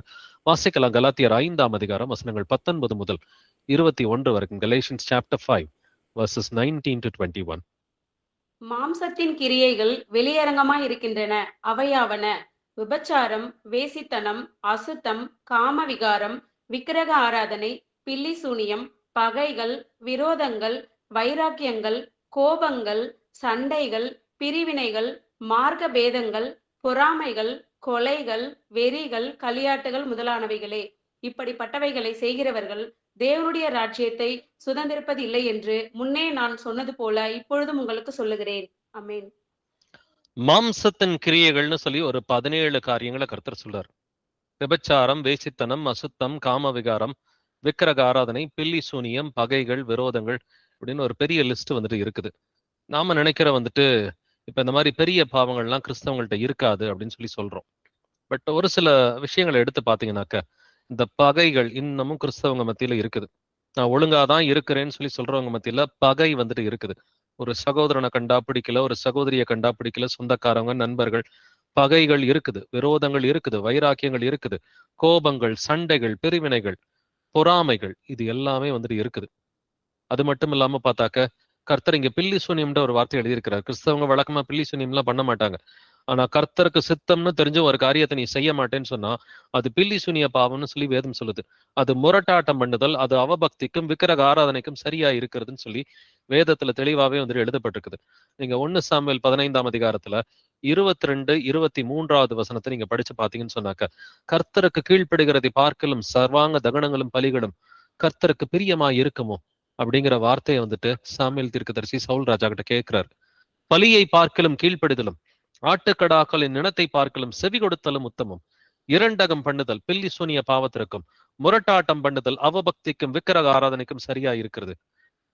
சோ இரண்டகம் பண்ணுதல் கர்த்தருக்கு வந்துட்டு பிடிக்கும்னு தெரிஞ்சும் நான் செய்ய மாட்டேன், முரட்டாட்டம் பண்ணுது, ஸ்டப்பானா வந்துட்டு இருக்கிறது, இது விக்கிரக ஆராதனைக்கும் பில்லி சூனிய பாவத்திற்கும் சரியா இருக்கிறதுன்னு சொல்லி கர்த்தர் வந்துட்டு எச்சரிக்கிறார். அப்படின்னாக்க மாம்சத்தின் கிரியைகள் வந்துட்டு இது மாம்சத்தின்படி இதை பார்க்க கூடாது. ஆவிக்குரிய பாவங்கள் இருக்குது. பில்லி சூனிய பாவம் வந்துட்டு ஆவிக்குரிய இதுல பில்லி சூனிய பாவம் நடந்துகிட்டு தான் வந்துட்டு இருக்குது. கர்த்தருக்கு பிரியமானது எனக்கு தெரியும், ஆனாலும் நான் செய்ய மாட்டேன். எனக்கு பிடிச்சதான் நான் செய்வேன். கர்த்தருக்கு எது பிடிக்கும்னு எனக்கு தெரியும், ஆனாலும் நான் அதுக்காக வந்துட்டு ஜெபிக்க மாட்டேன், அதன்படி நான் சிந்திக்க மாட்டேன் அப்படின்னு சொன்னாக்க இது பில்லி சூனிய பாவம்னு வேதம் சொல்லுது. மாம்சத்தின் கிரியைகளை நாம் ஒழித்து தீர்க்க வேண்டும். முதலாவது மாம்சத்தின் கிரியைகள்ல அந்த பிரைடு, அந்த அகம்பாவம் என்கிற அந்த பெருமையான சிந்தனை. பெருமை உள்ளவர்களுக்கு தேவன் எதிர்த்து நிற்கிறார், தாழ்மை உள்ளவர்களுக்கு கிருபை அளிக்கிறார்.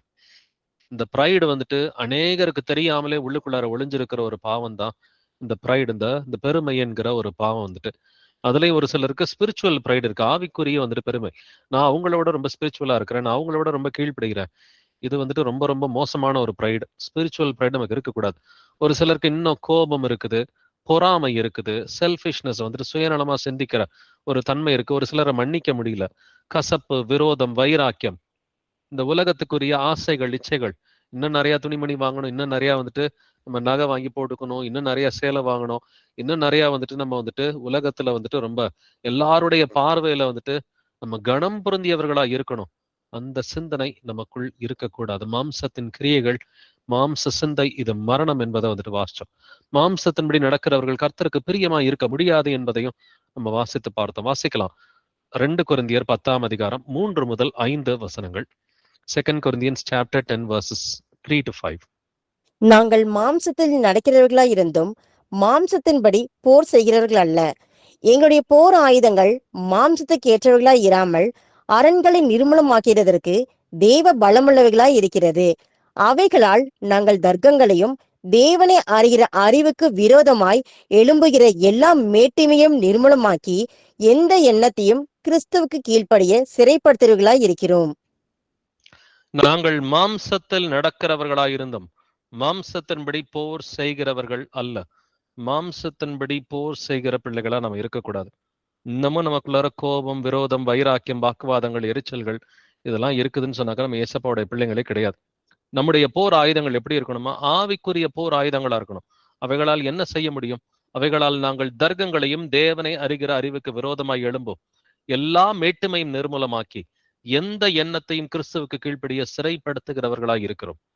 அப்ப ஆவிக்குரிய ஆயுதங்கள் என்னது? நமக்கு எபேசியர் 6ஆம் அதிகாரத்துல 14 முதல் 18 வசனங்கள் எழுதியிருக்குது. சத்தியம் என்கிற கச்சை, நீதி என்னும் மார்க்கவசம், சமாதானத்தின் சுவிசேஷத்துக்குரிய ஆயத்தம் என்கிற பாதரட்சை, பொல்லாங்கனையும் அக்கனி ஆஸ்திரங்கள் எல்லாவற்றையும் அவித்து போடத்தக்கதாய் நமக்கு விசுவாசம் என்கிற கேடகம் வேணும். இரட்சணம் எனும் தலை சீரா வேணும். ஆவியின் பட்டயமாகிய தேவ வசனம் வேணும்.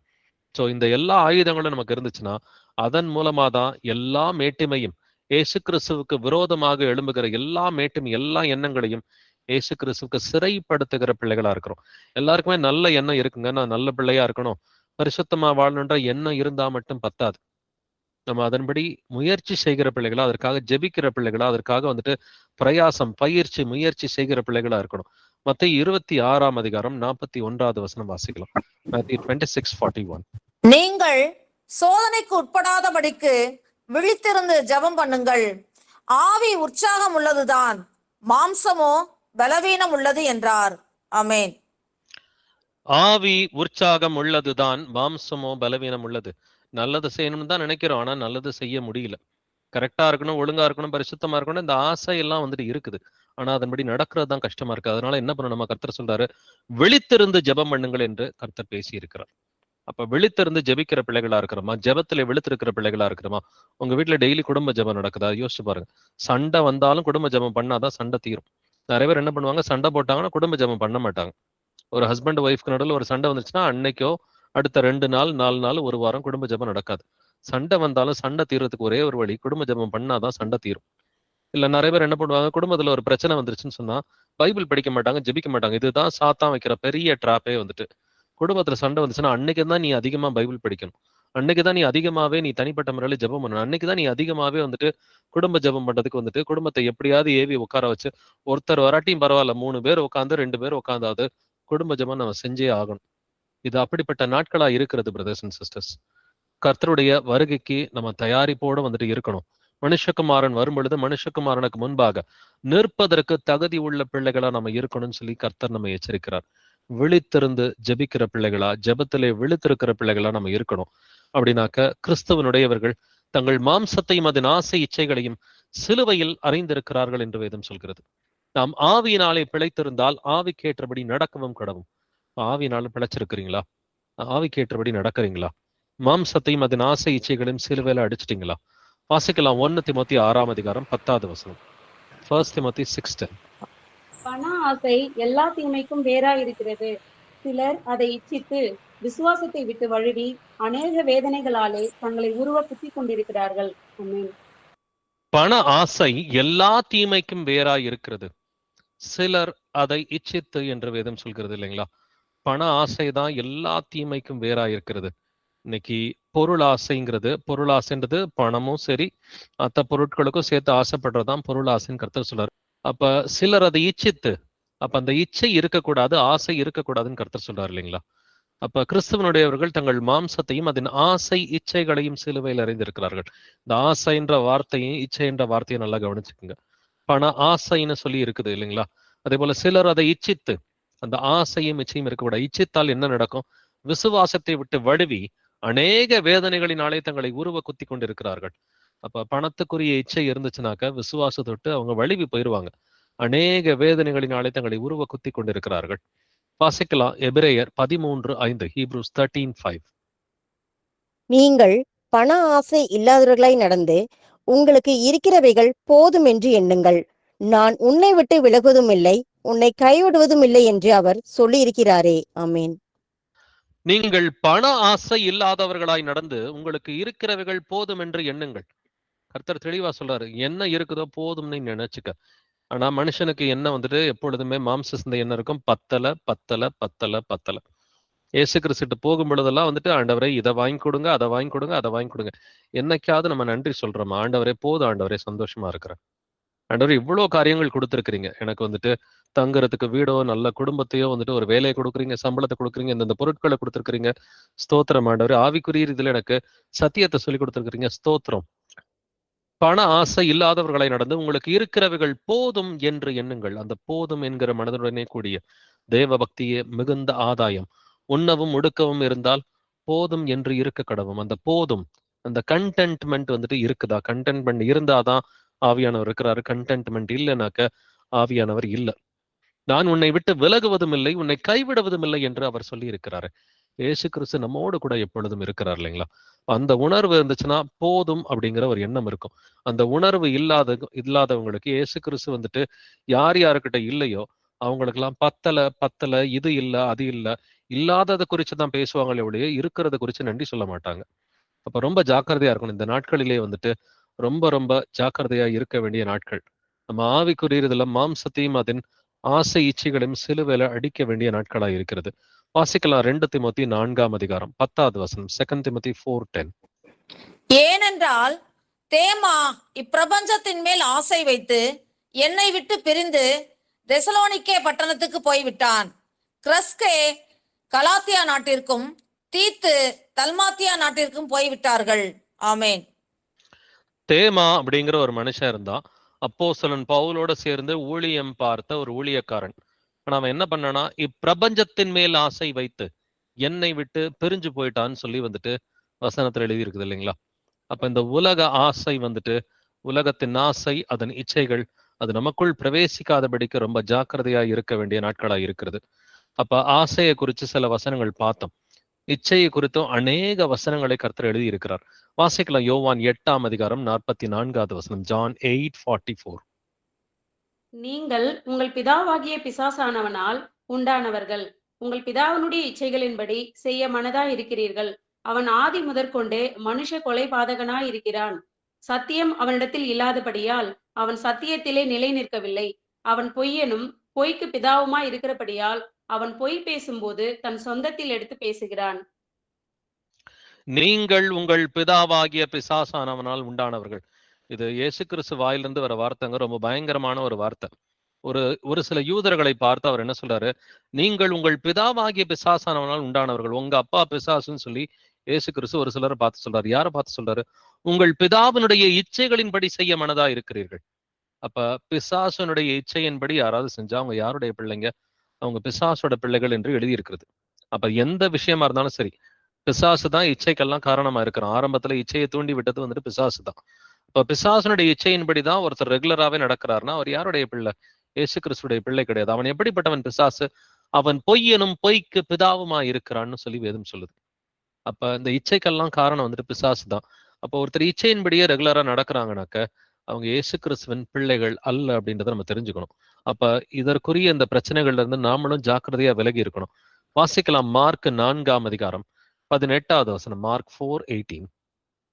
வசனத்தை கேட்டும் உலக கவலைகளும் ஐஸ்வர்யத்தின் மயக்கமும் மற்றவர்களை பற்றி உண்டாகிற இச்சைகளும் உட்பிரவேசித்து வசனத்தை நெருக்கி போட அதனால் பலனற்று போகிறார்கள். ஆமீன்.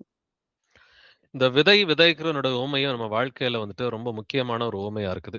அந்த வழி அருகே விழுந்த விதைகள் அது பலன் கொடுக்காது. அடுத்து பாறையின் மேல் விழுந்த விதைகள் அதுவும் பலன் கொடுக்காது. ஆனா வசனத்தை கேட்டு கொஞ்சம் வேகமா ஏத்துக்கிற ஒரு சிலரும் வந்துட்டு இருக்கிறாங்க. வசனத்தை கேட்டும் ஆனா அது வந்துட்டு பலன் கொடுக்காம ஒரு சில முட்கள் வந்துட்டு அதை நெருக்கி போடுது. வசனத்தையே வந்துட்டு முட்கள் நெருக்கி போடும்னா அந்த முட்கள்னா என்னது? உலக கவலைகளும் ஐஸ்வர்யத்தின் மயக்கமும் மற்றவைகளை பற்றி உண்டாகுகிற இச்சைகளும் உட்பிரவேசித்து. இன்னும் 2 சுவிசேஷத்தை மத்தேயு, நீங்க வந்துட்டு லூக்கா இதெல்லாம் படிச்சு பாத்தீங்கன்னாக்கா இச்சைகள் மட்டும் இந்த 3 விஷயம் மட்டும் இருக்காது. அதோட சேர்த்து வந்துட்டு சிற்றின்பங்கள்னு கர்த்தர் சொல்றார். சிற்றின்பங்கள், இச்சைகள், அது மட்டும் இல்லாம பெருந்திண்டின்ற வார்த்தையும் கர்த்தர் சேர்த்துக்கிறார். ஒரு 5 விஷயங்களை கர்த்தர் சொல்றார். எதெல்லாம் உங்களுடைய வசனத்தை நெருக்கி போடுமா? உலக கவலை வசனத்தை நெருக்கி போட்டுருங்க. ஐஸ்வர்யத்தின் மயக்கம் வசனத்தை வந்துட்டு உங்க இருதயத்திலிருந்து வெளியில தள்ளிடும். இச்சைகள் அது வந்துட்டு வசனத்தை இருதயத்திலிருந்து வெளியில தூக்கி போட்டுரும். அதே போல சிற்றின்பங்கள்னு சொல்லி கர்த்தர் சொல்றாரு. பெருந்தண்டின்னு சொல்றாரு. இது எல்லாமே வசனத்தை உங்க இருதயத்திலிருந்து வெளியில தள்ளிடும். இன்னைக்கு எப்படிப்பட்ட உலக கவலைகள்லாம் வந்துட்டு இருக்குது? எப்படிப்பட்ட இச்சைகள் வந்துட்டு ஐஸ்வர்யத்தின் மயக்கம்லாம் இருக்குதுன்னு பாத்தீங்கன்னா, இன்னைக்கு இந்த போர்னால உலக பயத்துல வந்துட்டு மனிதர்கள் இருக்கிறாங்க. மாம்சத்துக்குரிய ஒரு பயம் நமக்கு இருக்கக்கூடாது. ஆவிக்குரிய பயம் கர்த்தர் மேல வந்துட்டு இருக்கலாம். ஏசு கிறிஸ்துவுக்கு பயப்படலாம். இப்ப இன்னைக்கு வந்துட்டு உலகத்தினால வந்துட்டு இன்னைக்கு பயப்படுறவங்க, ஐயோ ஈரான்ல போர் வந்துருச்சே, நான் என்ன செய்யறது? நான் ஃபாரின் போலாம்னு நினைச்சிருந்தேனே. நான் வந்துட்டு மத்திய கிழக்கு நாடுகள்ல எங்கிட்ட கல்ஃப் கண்ட்ரில வேலை பார்க்கலாம்னு நினைச்சிருந்தேன். ஐரோப்பால வேலை பார்க்கலாம், அமெரிக்கால வேலை பார்க்கலாம்னு நினைச்சேன். இன்னைக்கு இப்படி போர் பிரச்சனை இருக்குது. இன்னைக்கு ஒரு ரிசெஷன் வந்தா என்ன பண்றது? என்னுடைய வேலை போயிடுச்சுன்னா என்ன பண்றது? நான் ஏற்கனவே வீடு வாங்கியிருக்கிறேன், இஎம்ஐ கட்டிக்கிட்டு இருக்கிறேன். இதனால எதுவும் பிரச்சனை வந்துருமோன்னு சொல்லி உலக கவலைகள் நமக்கு இருக்கக்கூடாது. எதிர்காலத்தை குறித்த கவலைகள் நமக்கு இருக்கக்கூடாது. பிள்ளைகளுடைய படிப்பை குறித்தோ இல்ல அவர்களுடைய திருமணத்தை குறித்தோ எதற்கும் பயம் இருக்கக்கூடாது. ஐஸ்வர்யத்தின் மயக்கமும் நமக்கு இருக்கக்கூடாது. பணத்தை குறித்த வந்துட்டு ஒரு இச்சையோ இல்ல கம்ஃபர்ட்டை குறித்து வந்துட்டு ஒரு இச்சை வந்துட்டு இருக்கக்கூடாது. ஒரு சிலருக்கு வந்துட்டு இச்சைகள் பலவிதமான இச்சைகளுக்கு ஷாப்பிங் பண்ணிக்கிட்டே இருப்பாங்க. ஏதாவது விஷயங்களை வாங்கிக்கிட்டே இருப்பாங்க. ரெகுலரா பார்த்தா ட்ரெஸ் வாங்குறது, பாத்திரம் வாங்குறேன், அது பண்றேன், இது பண்றேன்னு சொல்லிட்டு ஏதாவது வாங்கிக்கிட்டே இருக்கு. இந்த ஷாப்பிங்குரிய இச்சையில இருந்து வந்துட்டு கிறிஸ்தவர்கள் விடுதலை ஆக வேண்டும். ஆண்களுக்கு பாத்தீங்கன்னாக்க குடிக்கிற இச்சை ஒரு சிலருக்கு வந்துட்டு இருக்கும். ஒரு சிலருக்கு ஆண்கள், பெண்கள் எல்லோருக்குமே இந்த டிவி பார்க்கறது, சீரியல் பார்க்கறது, சினிமா பார்க்கறது, கிரிக்கெட் பார்க்கறது, இன்னைக்கு சோஷியல் மீடியாவும் சேர்ந்துக்குச்சு. போன் எடுத்தாக்க யூடியூப், ஃபேஸ்புக், இன்ஸ்டாகிராம்னு சொல்லிட்டு பலவித இச்சைகள், சிற்றின்பங்கள், பெருந்திண்டி. இன்னைக்கு நினைச்சா ஜொமேட்டோ, ஸ்விக்கில வந்துட்டு ஆர்டர் பண்றது, பெருந்திண்டி இருக்குது. இதெல்லாம் இருந்துச்சுன்னு சொன்னா அது வசனத்தை நெருக்கி போடும் என்று வேதம் சொல்கிறது. அப்ப ஆவிக்குரிய பிள்ளைகளாய் நாம் நடக்க வேண்டும். மாம்சத்தின் ஆசை இச்சைகளை சிலுவையில் அறைகிற பிள்ளைகளாய் நம்ம இருக்கணும். வாசிக்கலாம் யாக்கோபு 4ஆம் அதிகாரம் 3வது வசனம். நீங்கள் விண்ணப்பம் பண்ணியும் உங்கள் இச்சைகளை நிறைவேற்றும்படி செலவழிக்க வேண்டும் என்று தகாத விதமாய் விண்ணப்பம் பண்ணுகிறபடியினால் பெற்றுக்கொள்ளாமல் இருக்கிறீர்கள். ஆமென். ஒரு சிலர் வந்து நீங்க கிறிஸ்தவங்களை பத்தி தாங்க இங்க கர்த்தர் பேசுறாரு. நீங்கள் விண்ணப்பம் பண்ணி, யாருங்க விண்ணப்பம் பண்ணுவா? கிறிஸ்தவங்க தான் கர்த்தர்ட்ட விண்ணப்பம் பண்ணுவாங்க. நீங்கள் விண்ணப்பம் பண்ணியும் உங்கள் இச்சைகளை நிறைவேற்றும்படி செலவழிக்க வேண்டும் என்று தகாத விதமாய் விண்ணப்பம் பண்ணுகிறபடியால். தகாத விதமா விண்ணப்பம் பண்றதுன்னா என்ன அர்த்தம்? நீ தப்பா ஜெபம் பண்றேன்னு கர்த்தர் சொல்றாரு. ஜெபிக்கிறது கர்த்தருடைய சித்தத்தை அறிந்து நம்ம ஜெபிக்கணும். முதல்ல வந்துட்டு அவர்கிட்ட நடுக்கத்தோடும் பயத்தோடும் ஜெபிக்கிற பிள்ளைகளா இருக்கணும். கர்த்தரையே குற்றப்படுத்தி ஜெபிக்கிறவங்க அநேகம் பேர் வந்துட்டு இருக்கிறாங்க. ஆண்டவரே எனக்கு இது தேவைன்னு உங்களுக்கு தெரியும், ஆனாலும் நீங்க கொடுக்க மாட்டேன்றீங்க. ஏதோ வந்துட்டு கர்த்தர் வந்துட்டு கெட்டவர் மாதிரியும் இவங்க நல்லவங்க மாதிரியும் அப்படிதான் அநேகருடைய ஜெபமே வந்துட்டு இருக்குது. நம்ம ஜெபிக்கும் பொழுது பயத்தோடும் நடுக்கத்தோடும் ஜெபிக்கிற பிள்ளைகளா இருக்கணும். 2வது வந்துட்டு பாவங்களை அறிக்கை செய்து ஜெபிக்கிற பிள்ளைகளா இருக்கணும். 3வது காரியம் வந்துட்டு கர்த்தருடைய சித்தத்தை அறிந்து சித்தத்தின்படி ஜெபிக்கிற பிள்ளைகளா இருக்கணும். இப்ப பயத்தோடும் நடுக்கத்தோடும் வந்துட்டு நல்ல பாவ அறிக்கை பண்ணிட்டு கர்த்தருடைய சித்தத்தின்படி ஜெபிக்கணும். இல்லாட்டாக்க கர்த்தர் சொல்றாரு, உங்கள் இச்சைகளின்படி நீ கேட்கறதுனால நான் கொடுக்க மாட்டேன் அப்படிங்கிறார். நீ பாவத்தோட ஜெபம் பண்ணனா, உன் இச்சைக்காக ஜெபம் பண்ணா கொடுக்க மாட்டேன்றார். இன்னைக்கு பல பேருடைய ஜெபமே வந்துட்டு இச்சைக்காக தான் ஜெபம் இருக்குது. ஆனா பழைய வாழ்க்கை தான் நம்ம இப்படி புத்தியினரா நடந்துகிட்டோம். நம்ம ஆவிக்குரிய பிள்ளைகளா இருக்கணும்னாக்க முதல்ல வந்துட்டு ஆவிக்குரிய ரீதியில சிந்தித்து ஆவிக்குரிய ரீதியில ஜெபிக்கிற பிள்ளைகளா இருக்கணும். கர்த்தருடைய சித்தத்தை அறிந்து ஜெபம் பண்ணணும். பாவ அறிக்கையோட வந்துட்டு ஜெபிக்கிற பிள்ளைகளா வந்துட்டு இருக்கணும். கர்த்தர்ட்ட வந்துட்டு பயத்தோடும் நடுக்கத்தோடும் ஜெபிக்கிற பிள்ளைகளா இருக்கணும். வாசிக்கலாம் தீத்து 3ஆம் அதிகாரம் 3வது வசனம். டைட்டஸ் 3:3.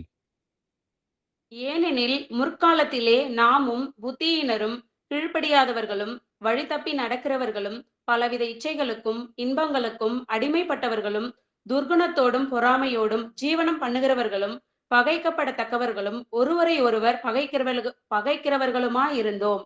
ஆமென். ஆமென். பழைய வாழ்க்கையில நம்ம எல்லாம் எப்படி இருந்தோம்? முற்காலத்திலே நாமும் புத்தியினரா தான் நம்ம இருந்தோம். கீழ்ப்படியாதவர்களா தான் இருந்தோம். வழி தப்பி நடக்கிறவர்களா தான் இருந்தோம். பலவித இச்சைகளிலும் இன்பங்களுக்கும் அடிமைப்பட்டவர்களா இருந்தோம். எவ்வளவோ இச்சைகளுக்கும் இன்பங்களுக்கும் அடிமைப்பட்டவர்களா இருந்தோம். துர்குணத்தோடும் பொறாமையோடும் ஜீவனம் பண்ணுகிறவர்களா இருந்தோம். துர்குணம் அநேகர்கிட்ட நம்ம கிட்ட இருந்துச்சு. பொறாமை நம்ம அநேகர்கிட்ட வந்துட்டு இருந்துச்சு. பகைக்கப்படத்தக்கவர்களும் ஒருவரை ஒருவர் பகைக்கிறவர்களுமா இருந்தோம். பழைய வாழ்க்கையில் அப்படி இருந்தோம். ஆனா இனிமேட்டு என்ன பண்ணணுமா? இது எல்லாத்தையும் சிறுவையில் அடிக்கணும். அப்படின்னா நாம இன்னைக்கு கேள்வி கேட்டுக்கலாம். இன்னைக்கு இயேசு கிறிஸ்துவின் வருகைக்கு முன்னாடி இந்த உலகத்துல இவ்வளவு பிரச்சனை வருது. ஈரான் போருக்காக இன்னைக்கு இவ்வளவு பிரச்சனை வருதுன்னா, நாளைக்கு உலக போர் வந்துச்சுன்னு சொன்னா என்ன நடக்கும்? அப்ப என்னுடைய சிந்தை எல்லாம் ஆவியின் சிந்தையா இருக்குதா? இல்ல நான் மாம்சத்தின்படி சிந்திக்கிறேன்னா, இன்னமும் எனக்கு ஆசை இருக்குதா? இன்னமும் எனக்கு இச்சை இருக்குதா? இன்னமும் நான் கம்ஃபர்ட்டுக்காக நான் வந்துட்டு ரொம்ப ஏங்குறேனா? இல்ல கர்த்தருக்காக நான் ஏங்குறேனா? என்னுடைய ஏக்கம் எல்லாம் எதுவா இருக்கிறது? என்னுடைய சிந்தனை எல்லாம் எதுவா இருக்கிறதுன்னு சொல்லி நம்மை நாமே நிதானிக்க வேண்டிய காலகட்டமா இருக்கிறது. 1 பேதுரு 4ஆம் அதிகாரம் முதல் வசனம் வாசிக்கலாம். 1 Peter 4:1. இப்படி இருக்க கிறிஸ்து நமக்காக மாம்சத்திலே பாடுபட்டபடியால் நீங்களும் அப்படிப்பட்ட சிந்தையை ஆயுதமாக தரித்துக் கொள்ளுங்கள். ஆமீன். இயேசு கிறிஸ்து மாம்சத்துல தாங்க பாடுபட்டாரு. இயேசு கிறிஸ்து மாம்சத்துல பாடுபட்டாருன்னா ஆவியில சிந்தித்தாரு இல்லைங்களா? அதனால நாமளும் வந்துட்டு அப்படிப்பட்ட சிந்தையை ஆயுதமாக தரித்துக் கொள்ளுங்கள். அப்ப கிறிஸ்துவின் சிந்தை எப்படி இருக்கணுமா? சத்தியம் என்னும் கச்சையோட, நீதி என்கிற மார்க்கவசத்தோட, சமாதானத்தின் சுவிசேஷத்துக்குரிய ஆயத்தம் என்கிற பாதரட்சையோட, பொல்லாங்கனையும் அக்கினி ஆஸ்திரங்கள் எல்லாவற்றையும் அவித்து போடத்தக்கதாய் விசுவாசம் என்கிற கேடகத்தோட, ரட்சணம் எனும் தலை சீராவோட, தேவ வசனமாகிய ஆவியின் பட்டயத்தோட, எல்லாவற்றுக்கும் மேலாக ஆவியிலே ஜெபம் பண்ணுகிற பிள்ளைகளாய் நம்ம இருக்கணும். அப்படி இருந்துச்சுன்னு சொன்னாக்க நம்மளால ஆவிக்குரிய பிள்ளைகளை நடந்துக்க முடியும். வாசிக்கலாம் கலாத்தியர் 5:13. Galatians 5:13. சகோதரரே, நீங்கள் சுயாதீனத்திற்கு அழைக்கப்பட்டீர்கள். இந்த சுயாதீனத்தை நீங்கள் மாம்சத்திற்கு ஏதுவாக அனுசரியாமல் அன்பினாலே ஒருவருக்கொருவர் ஊழியம் செய்யுங்கள். ஆமென். ஆமென். சகோதரரே, நீங்கள் சுயாதீனத்திற்கு அழைக்கப்பட்டீர்கள். நம்ம எதற்காக அழைக்கப்பட்டிருக்கிறோம்? விடுதலைக்காக அழைக்கப்பட்டிருக்கிறோம் இல்லைங்களா? சத்தியத்தையும் அறிவீர்கள், சத்தியம் உங்களை விடுதலையாக்கும். சுயாதீனத்திற்கு அழைக்கப்பட்ட பிள்ளைகளா இருக்கிறோம். ஆனா அந்த சுயாதீனத்தை எப்படி கடைபிடிக்கணும்னு சொல்லி கர்த்தர் ஒரு வரமுறையை வச்சிருக்கிறார். அந்த சுயாதீனத்தை நீங்கள் மாம்சத்திற்கு ஏதுவாக அனுசரியாமல் அன்பினாலே ஒருவருக்கு ஒருவர் ஊழியம் செய்யுங்கள். மாம்சத்திற்கு ஏதுவான நம்ம அந்த சுயாதீனத்தை பயன்படுத்தக்கூடாது. இன்னைக்கு கர்த்தர் நமக்கு நிறைய ரெஸ்பான்சிபிலிட்டிஸ் கொடுத்திருக்கிறார் இல்லைங்களா? அந்த ரெஸ்பான்சிபிலிட்டியா மாம்சத்துக்கு ஏதுவாக நம்ம அனுசரிக்க கூடாது. வாசிக்கலாம் கலாத்தியர் 6ஆம் அதிகாரம் 8வது வசனம். Galatians 6:8. தன் மாம்சத்திற்கென்று விதைக்கிறவன் மாம்சத்தினால் அழிவை அறுப்பான், ஆவிக்கென்று விதைக்கிறவன் ஆவியினாலே நித்திய ஜீவனை அறுப்பான். ஆமென். இப்ப நீங்க என்னத்தை விதைக்கிறீங்க அப்படின்றத யோசிச்சு பார்க்க சொல்லி கர்த்தர் சொல்றார். தன் மாம்சத்திற்கென்று விதைக்கிறவன் மாம்சத்தினால் அழிவை அறுப்பான். அப்ப நம்மளுடைய இன்வெஸ்ட்மெண்ட் எப்படி இருக்குது? மாம்சத்துக்கென்று ஒரு இன்வெஸ்ட்மெண்ட் பண்றோமா? இல்ல ஆவிக்கென்று விதைக்கிறவன் ஆவியினாலே நித்திய ஜீவனை அறுப்பான். அப்ப நம்மளுடைய இன்வெஸ்ட்மெண்ட், நம்ம உங்களுடைய டைம், எனர்ஜி இதெல்லாம் எதுல ஸ்பெண்ட் பண்றீங்க? நம்மை நாமே நிதானித்தருவோம். உங்களுடைய வேலை நேரம் போக வந்துட்டு மற்ற நேரத்துல வந்துட்டு நீங்க வீட்டுல என்ன சிந்திக்கிறீங்க, என்ன பேசுறீங்க, எப்படி பிஹேவ் பண்றீங்க, உங்களை நீங்களே நிதானிச்சு பாருங்க. வாசிக்கலாம் யாக்கோபு 1:15. ஜேம்ஸ் 1:15. பின்பு இச்சையானது கர்ப்பம் தரித்து பாவத்தை பிறப்பிக்கும், பாவம் பூர்ணமாகும் போது மரணத்தை பிறப்பிக்கும். ஆமீன். இச்சை வந்துட்டு எப்படிங்க ஆரம்பிக்கும்? கர்ப்பம் மாதிரிதான் வந்துட்டு கர்ப்பம் தரித்து இல்லைங்களா? கர்ப்பம் ஆரம்பத்துல சின்னதா தான் இருக்கும் அந்த குழந்தை. இச்சையானது கர்ப்பம் தரித்து பாவத்தை பிறப்பிக்கும், பாவம் பூரணமாகும் போது அது மரணத்தை பிறப்பிக்கும் என்று எழுதியிருக்கிறது. வாசிக்கலாம் 1 பேதுரு 2ஆம் அதிகாரம் 11 முதல் 12 வரைக்கும். 1 Peter 2nd chapter verses 11 to 12. பிரியமானவர்களே, அந்நியர்களும் பரதேசிகளுமாய் இருக்கிற நீங்கள் ஆத்துமாவுக்கு விரோதமாய் போர் செய்கிற மாம்ச இச்சைகளை விட்டு விலகி, புறஜாதிகள் உங்களை அக்கிரமக்காரர் என்று விரோதமாய் பேசும் விஷயத்தில் அவர்கள் உங்கள் நற்கிரியைகளை கண்டு அவற்றின் நிமித்தம் சந்திப்பின் நாளிலே தேவனை மகிமைப்படுத்தும்படி நீங்கள் அவர்களுக்குள்ளே நல் நடக்கை உள்ளவர்களாய் நடந்து கொள்ளுங்கள் என்று உங்களுக்கு புத்தி சொல்லுகிறேன். ஆமென். பிரியமானவர்களே என்று இது யாருக்கு எழுதப்பட்ட வசனம்? இது அவருடைய சபைக்கு எழுதப்பட்ட வசனமா இருக்கிறது இல்லைங்களா? நீங்கள் ஆத்மாவுக்கு விரோதமாய் போர் செய்கிற மாம்ச இச்சைகளை விட்டு விலகி என்று எழுதி இருக்கிறது இல்லைங்களா? அப்ப நம்முடைய ஆத்மாவுக்கு விரோதமா கடைசி வரைக்கும் வந்துட்டு ஒரு போர் நடந்துகிட்டே தாங்க இருக்கும். மாம்ச இச்சைகள் இயேசு கிறிஸ்து வரும் மட்டாகவும் இந்த மாம்சத்தின் ஆசை இச்சைகள் உங்களுக்கு விரோதமா போர் செஞ்சுக்கிட்டு தான் இருக்கணும். நாம என்ன செய்யணுமா? அதை விட்டு விலகி நம்ம என்ன செய்யணுமா, உங்கள் நற்கிரியைகளை கண்டு, புறஜாதிகள் உங்களுடைய நற்கிரிகளை பார்க்கணும். நற்கிரிகளை கண்டு, இப்ப பக்கத்து வீடு எய்த்த வீடெல்லாம் உங்களுடைய நற்கிரிகளை வந்துட்டு பாக்குறாங்களா? உங்கள் நற்கிரிகளை கண்டு அவற்றின் நிமித்தம் சந்திப்பின் நாளிலே தேவனை மகிமைப்படுத்தும்படி நீங்கள் அவர்களுக்குள்ளே நல் நடக்கை உள்ளவர்களாய் நடந்து கொள்ளுங்கள். அப்ப நம்ம அக்கம் பக்கத்துல எல்லாம் நல் நடக்கை உள்ளவர்களா நடந்துக்கிறோமா? நம்மை நாமே நிதானித்து அறிவோம்.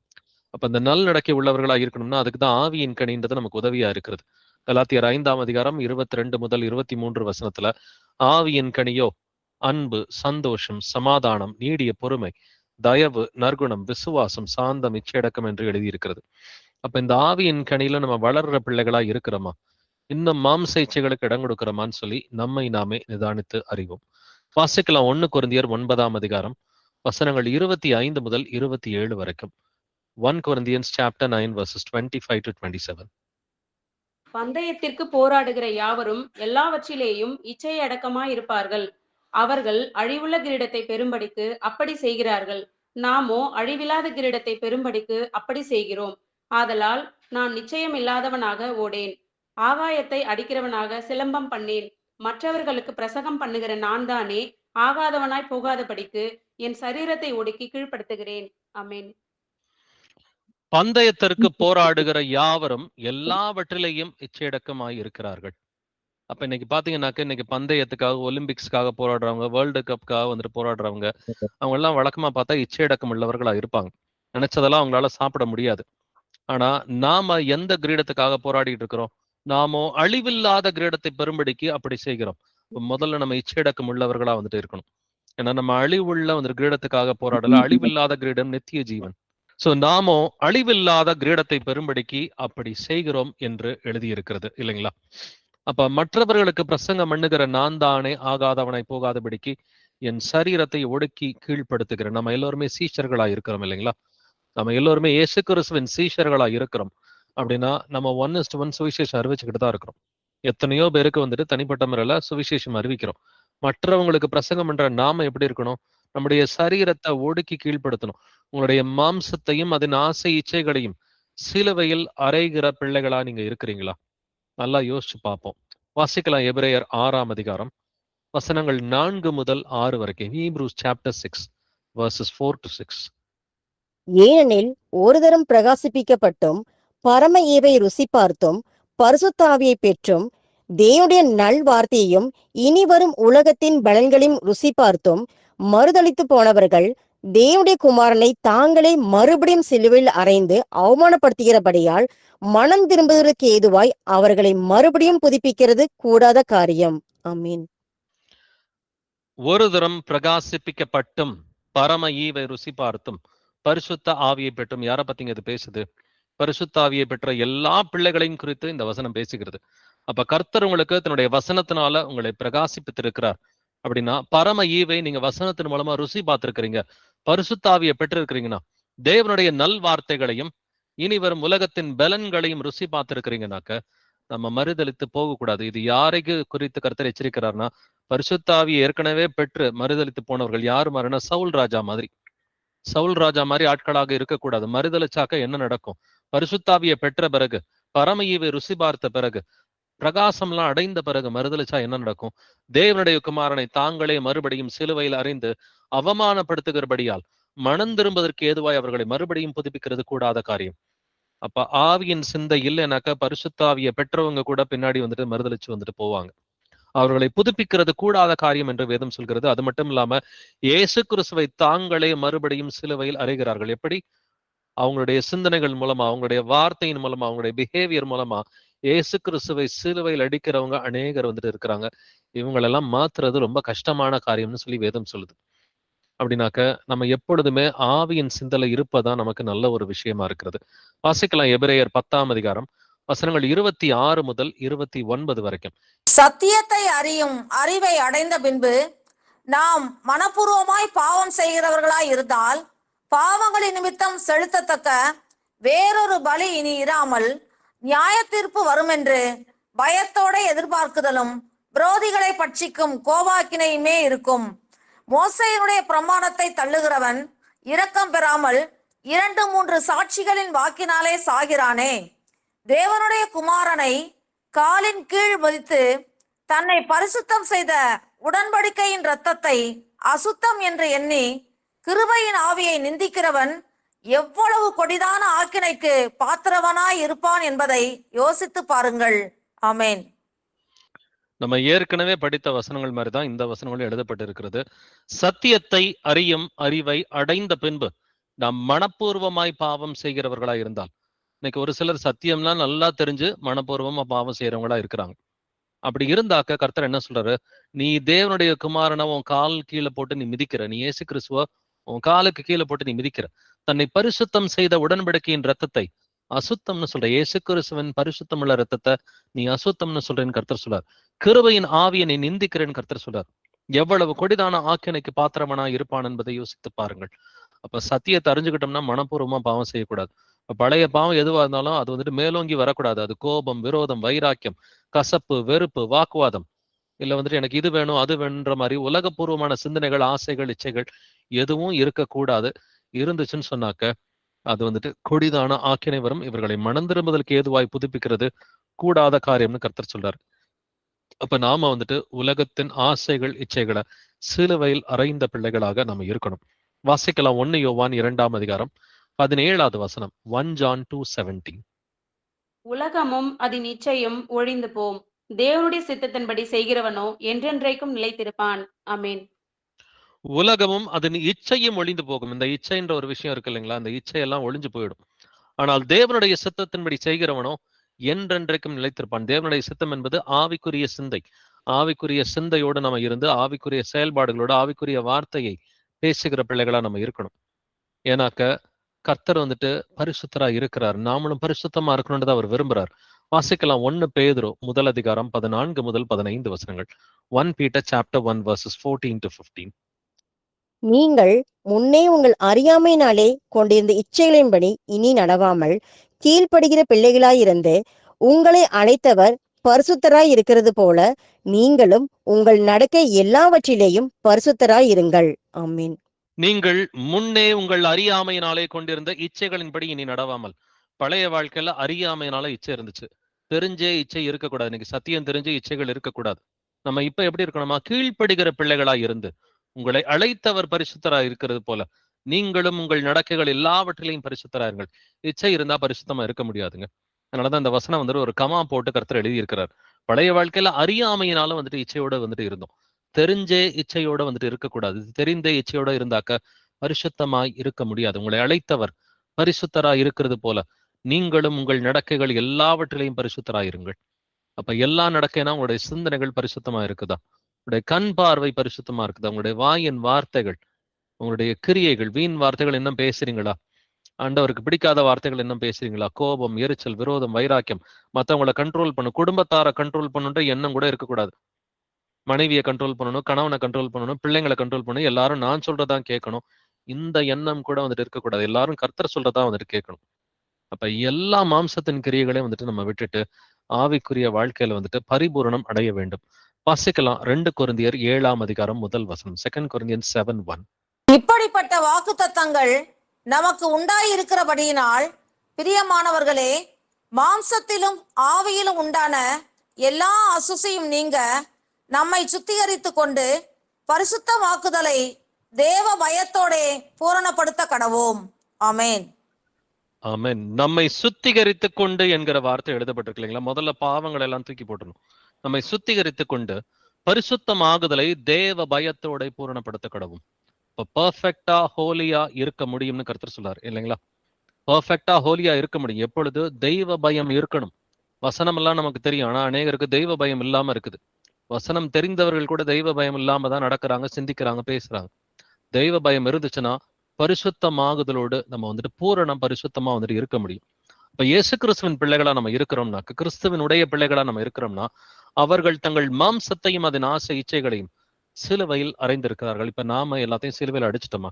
அடிக்கலைன்னா இன்னைக்கே ஜெபிக்கலாம். இன்னைக்கே ஜெபித்து ஆண்டவரே சிலுவையில் அடிக்கிறேன்னு சொல்லி அவர்கிட்ட ஒப்பு கொடுக்கலாம். நாம் ஆவியினாலே பிழைத்திருந்தால் ஆவிக்கேற்றபடி நாம் நடக்க வேண்டும் என்று எழுதியிருக்கிறது. கிறிஸ்துவுடனே கூட சிலுவையில் அறையப்பட்டேன், ஆயினும் பிழைத்திருக்கிறேன், இனி நான் அல்ல கிறிஸ்துவை எனக்குள் பிழைத்திருக்கிறார். நம்மளால சொல்ல முடியுமா? என்னுடைய ஆசை இச்சைகள் எல்லாத்தையும் நான் சிலுவையில் அடிச்சிட்டேன், கிறிஸ்துவுடனே கூட நானும் என்னுடைய மாம்சத்திற்குரிய மனுஷனும் சிலுவையில் அடிக்கப்பட்டிருக்கிறான்னு சொல்லி நம்மளால கான்பிடென்டா பேச முடியுமா? அவரால் உலகம் எனக்கு சிலுவையில் அறையுண்டு இருக்கிறது. இயேசு கிறிஸ்துவனால இந்த உலகம் எனக்கு சிலுவையில் அறையுண்டு இருக்கிறதுப்பா, நானும் உலகத்திற்கு சிலுவையில் அறையுண்டு இருக்கிறேன் அப்படின்னு நம்மளால பேச முடியுமா? நம்முடைய பழைய மனுஷன் அவருடைய கூட சிலுவையில் அறையப்பட வேண்டும். ஏன்னா மாம்ச சிந்தை மரணம் என்று எழுதியிருக்கிறது, ஆவியின் சிந்தையோ ஜீவனும் சமாதானமும். அப்ப கிறிஸ்துவின் சிந்தையை ஆயுதமாக தரித்துக் கொள்ளுகிற பிள்ளைகளா நம்ம இருக்கணும். மாம்சத்தின்படி நடவாமல் ஆவியின்படி நடக்கிறவர்களுக்கு ஆக்கினை தீர்ப்பு இல்லை என்று எழுதியிருக்கிறது. அப்ப எந்த ஒரு ஆசையும், அது பண ஆசையா இருக்கலாம், பொருள் ஆசையா இருக்கலாம், எந்த ஒரு ஆசையும் இச்சையும் இல்லாத பிள்ளைகளா இருக்கணும். அதனாலதான் இச்சையடக்கம் என்கிற ஒரு ஆவியின் கனிய ஆண்டவர் அந்த 9 கனிகள்ல வச்சிருக்கிறார். உலகமும் அதன் இச்சையும் ஒளிந்து போகும், தேவனுடைய சித்தத்தின்படி செய்கிறவனும் என்றென்றைக்கும் நிலைத்திருப்பான் என்று வேதம் சொல்கிறது. இப்ப தேவனுடைய சித்தத்தின்படி சிந்திக்கிற பிள்ளைகளா நம்ம இருக்கணும். உங்களை அழைத்தவர் பரிசுத்தராய் இருக்கிறது போல நீங்களும் உங்கள் நடக்கைகள் எல்லாவற்றிலையும் பரிசுத்தராயிருங்கள். நம்முடைய சிந்தனை மாம்சத்தின்படி இருக்குதா, ஆவியின்படி இருக்குதா? நம்முடைய வார்த்தை மாம்சத்தின்படி இருக்குதா, ஆவியின்படி இருக்குதா? இப்ப இன்னைக்கு யோசிச்சு பாருங்க, இன்னைக்கு முழுக்க நீங்க என்ன பேசுனீங்க? கடந்த ஒரு வாரம் உங்களுடைய வார்த்தை சிந்தனை எல்லாம் எப்படி இருந்துச்சு? கடந்த ஒரு மாசம் உங்களுடைய வார்த்தைகள், உங்களுடைய சிந்தனைகள், உங்களுடைய கிரியைகள்லாம் எப்படி இருந்துச்சு? பரிசுத்தமாகுதலை தேவ பயத்தோட பூரணப்படுத்த கடவும் என்று எழுதியிருக்கு. பூரணமா பரிசுத்தமா இருக்க முடியும். பரிசுத்தாவின் துணையோடு கூட பூரணமா பரிசுத்தமா இருக்க முடியும். தெய்வ பயம் இருந்துச்சுனாக்க நாம் எல்லோருமே வசனம் தெரிந்த பிள்ளைகள் தான். அப்ப இது வரைக்கும் நம்ம மாம்சத்துல சிந்திச்சிருக்கிறோம், மாம்சத்தின்படி பேசி இருக்கிறோம், நம்முடைய கண் பார்வை மாம்சத்தின்படி இருக்குது, நம்முடைய வாயின் வார்த்தைகள், நம்முடைய கிரியைகள் மாம்சத்தின்படி இருக்குன்னா இன்னைக்கே நம்ம கர்த்தர்ட்ட மன்னிப்பு கேட்கலாம். நம்ம கர்த்தர்ட்ட மன்னிப்பு கேட்டு ஆவியின்படி நடக்கிறதுக்கு எங்களை பழக்கப்படுத்துங்க ஆண்டவர்னு சொல்லி கர்த்தர்ட்ட ஒரு ஜெபத்தோட நாம் ஒப்பு கொடுத்து முடிக்கலாம். Praise lord brothers and sisters. எங்கள் கர்த்தராகிய இயேசுவே, எங்களை தந்தையே, உம்மை போற்றுகிறேன், உம்மை புகழுகிறேன், உம்மை வாழ்த்துகிறேன், உம்மை வணங்குகிறேன், உம்மை ஆராதிக்கிறேன், உம்மை துதிக்கிறேன், நமக்கு நன்றி செலுத்துகிறேன், நமக்கு ஸ்தோத்திரம் செலுத்துகிறேன் ஆண்டவரே. எங்கள் கர்த்தராகிய இயேசுவே, நீர் நல்லவர், வல்லவர், பரிசுத்தர், தூயவர், நீர் இரக்கமுள்ளவர், நீர் சாந்தமுள்ளவர், நீர் நீதி உள்ளவர். துதியும் கணமும் மகிமையும் வல்லமையும் என்றென்றும் உம்முடையதே. கிறிஸ்துவனுடையவர்கள் தங்கள் மாம்சத்தையும் அதன் ஆசை இச்சைகளையும் சிலுவையில் அறைந்திருக்கிறார்கள் என்று வேதம் சொல்கிறது. ஏசப்பா, எங்களையும் ஆண்டவரே எங்களுடைய பழைய வாழ்க்கையிலிருந்து நீர் மீட்டெடுத்து கொண்டு வந்தீரே, இந்த கிருபைக்காக ஸ்தோத்திரிக்கிறோம் ஆண்டவரே. சத்தியம் அறிந்த பிறகும் நாங்க ஏதாவது ஆண்டவரே மாம்சத்துல சிந்திச்சிருக்கிறோம்னாக்க எங்களை மன்னிங்க ஆண்டவரே. நாங்கள் ஆண்டவரே சத்தியம் அறிந்த பிறகும் ஞானஸ்நானம் எடுத்த பிறகும் நாங்கள் மாம்சத்தில் சிந்தித்த ஒவ்வொரு தருணங்களுக்காகவும், நாங்கள் மாம்சத்தில் ஆண்டவரை பேசிய ஒவ்வொரு தருணங்களுக்காகவும், உனக்கு விரோதமாக பேசிய வீண் வார்த்தைகள், இவை எல்லாவற்றுக்கும் மன்னிப்பு வேண்டுகிறோம் ஆண்டவரே. மாம்சத்தின்படி நடந்த ஒவ்வொரு தருணத்திற்காக எங்களை நீர் மன்னிக்க வேண்டுமாறு உம்மை கெஞ்சி மன்றாடுகிற ஆண்டவரே. நாங்கள் ஆண்டவரை தொடர்ந்து உடைய கிருபையோடு எங்களுடைய மாம்சத்தையும் அதன் ஆசை இச்சைகளையும் நாங்கள் சிலுவையில் அறைகிறோம் ஆண்டவரே. கிறிஸ்துவுடனே கூட சிலுவையில் அறையப்பட்டேன் என்று வேதம் சொல்கிறபடி நாங்களும் இயேசுவே உம்மோடே கூட சிலுவையில் அறையப்படுவதற்கு எங்களுக்கு கிருபையை கொடுங்க. முற்றிலுமா பழைய மனுஷனை நாங்களுடைய கிருபையோடு ஒழிப்பதற்கு எங்களுக்கு இரக்கம் பாராட்டுங்கப்பா. நாங்கள் ஆவிக்கேற்றபடி நடப்பதற்கு எங்களுக்கு இரக்கம் பாராட்டுங்க. அவரால் உலகம் எனக்கு சிலுவையில் அறையுண்டு இருக்கிறது என்று அப்போஸ்தலன் பவுல் சொன்னது போல நாங்களும் கான்பிடண்டா பேசுறதுக்கு கிருபை கொடுங்கப்பா. நானும் உலகத்திற்கு சிலுவையில் அறையுண்டு இருக்கிறேன் என்று ஆண்டவரே நாங்களும் பேசுவதற்கு எங்களுக்கு கிருபையை பாராட்டுங்க ஆண்டவரே. நம்முடைய பழைய மனுஷன் அவருடைய கூட சிலுவையில் அறையப்பட்டது என்று நாங்கள் அறிந்திருக்கிறோம் என்று சொல்கிறபடி நாங்களும் எங்களுடைய பழைய மனுஷனை சிலுவையில் அடிக்கிறதுக்கு இரக்கம் பாராட்டுங்கப்பா. மாம்ச சிந்தை மரணம் என்று எழுதியிருக்கிறது, ஆவியின் சிந்தையோ ஜீவனும் சமாதானமும். நாங்கள் மாம்சத்தில் சிந்தித்த ஒவ்வொரு தருணத்துக்காக எங்களை மன்னிங்க ஆண்டவரே. கிறிஸ்துவின் சிந்தையை ஆயுதமாக தரித்துக் கொள்ளுங்கள் என்று எழுதியிருக்கிறபடி ஏசப்பா உம்மை போல நாங்கள் சிந்திப்பதற்கு எங்களுக்கு இரக்கம் பாராட்டுங்கப்பா. சத்தியம் என்னும் கச்சையோட, நீதி என்கிற மார்க்கவசத்தோட, சமாதானத்தின் சுவிசேஷத்துக்குரிய ஆயத்தம் என்கிற பாதரட்சையோட, பொல்லாங்கனையும் அக்னி ஆஸ்திரங்கள் எல்லாவற்றையும் அவித்து போடத்தக்கதாக விசுவாசம் என்கிற கேடகத்தோட, ரட்சணை எனும் தலை சிராவோட, தேவ வசனமாகிய ஆவியின் பட்டயத்தோட எப்பொழுதும் ஆவியிலே ஜெபம் பண்ணுகிற பிள்ளைகளாய் இருப்பதற்கு எங்களுக்கு இரக்கம் பாராட்டுங்க, எங்களை வழி நடத்துங்க, எங்களை பலப்படுத்துங்க ஆண்டவரே. மாம்சத்தின்படி நடவாமல் ஆவியின்படி நடக்கிறவர்களுக்கு ஆக்கினை தீர்ப்பு இல்லை என்று எழுதியிருக்கிறபடி நாங்கள் எல்லோருமே ஆண்டவரே இன்று வசனங்களை கேட்ட அனைவருமே அவர்களுடைய குடும்பங்களும் எல்லோருமே நாங்கள் ஆவியின்படி நடப்பதற்கு, ஆக்கினை தீர்ப்பிலிருந்து தப்பித்துக் கொள்வதற்கு எங்களுக்கு இரக்கம் பாராட்டுங்க. நாங்கள் ஆண்டவரை எல்லா ஆவியின் கனியும் தரித்துக் கொள்வதற்கு எங்களுக்கு இரக்கம் பாராட்டுங்க ஆண்டவரே. அன்பு, சந்தோஷம், சமாதானம், நீடிய பொறுமை, தயவு, நற்குணம், விசுவாசம், சாந்தம், இச்சையடக்கம் என்கிற 9 ஆவியின் கனியும் நாங்கள் தரித்துக் கொள்வதற்கு எங்களுக்கு இரக்கம் பாராட்டுங்க ஆண்டவரே. எங்களை அழைத்த கர்த்தராகிய இயேசு கிறிஸ்து பரிசுத்தராய் இருக்கிறது போல நாங்களும் எங்கள் நடக்கைகள் எல்லாவற்றிலையும் பரிசுத்தராய் இருப்பதற்கு எங்களுக்கு இரக்கம் பாராட்டுங்க. நாங்கள் பரிசுத்த குலைச்சலை ஏற்படுத்தின ஒவ்வொரு தருணங்களுக்கும் எங்களை மன்னியுங்க ஆண்டவரே. உங்கள் சத்தியத்தை அறியும் அறிவை அடைந்த பின்பு நாங்கள் மனப்பூர்வமாய் பாவம் செய்த ஒவ்வொரு தருணங்களுக்கும் எங்களை மன்னித்து எங்களை நீர் புதுப்பிக்க வேண்டுமாறு உம்மை கெஞ்சி மன்றாடுகிறோம் ஆண்டவரே.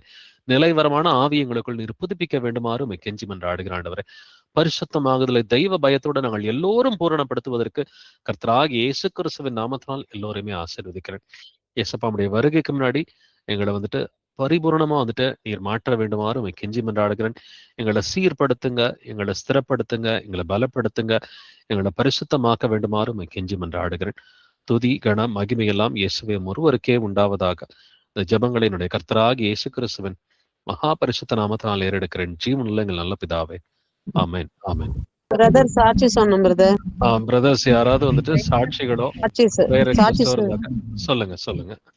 போன வாரம் பிரதர் அவங்க அந்த முஸ்லிம்ஸ் பொண்ணுங்களுக்கு நீங்க ஜெபிச்சீங்க பிரதர். ஜெபிச்ச பிற்பாடு அவங்க வீட்டுல இருந்து ஒரு வெளிய ஒரு உருவம் போனது அவங்க கண்ணிலே பார்த்தாங்களா பிரதர், கண்ணு மூடிட்டு அவங்க ஜெபிக்கும் போதும்.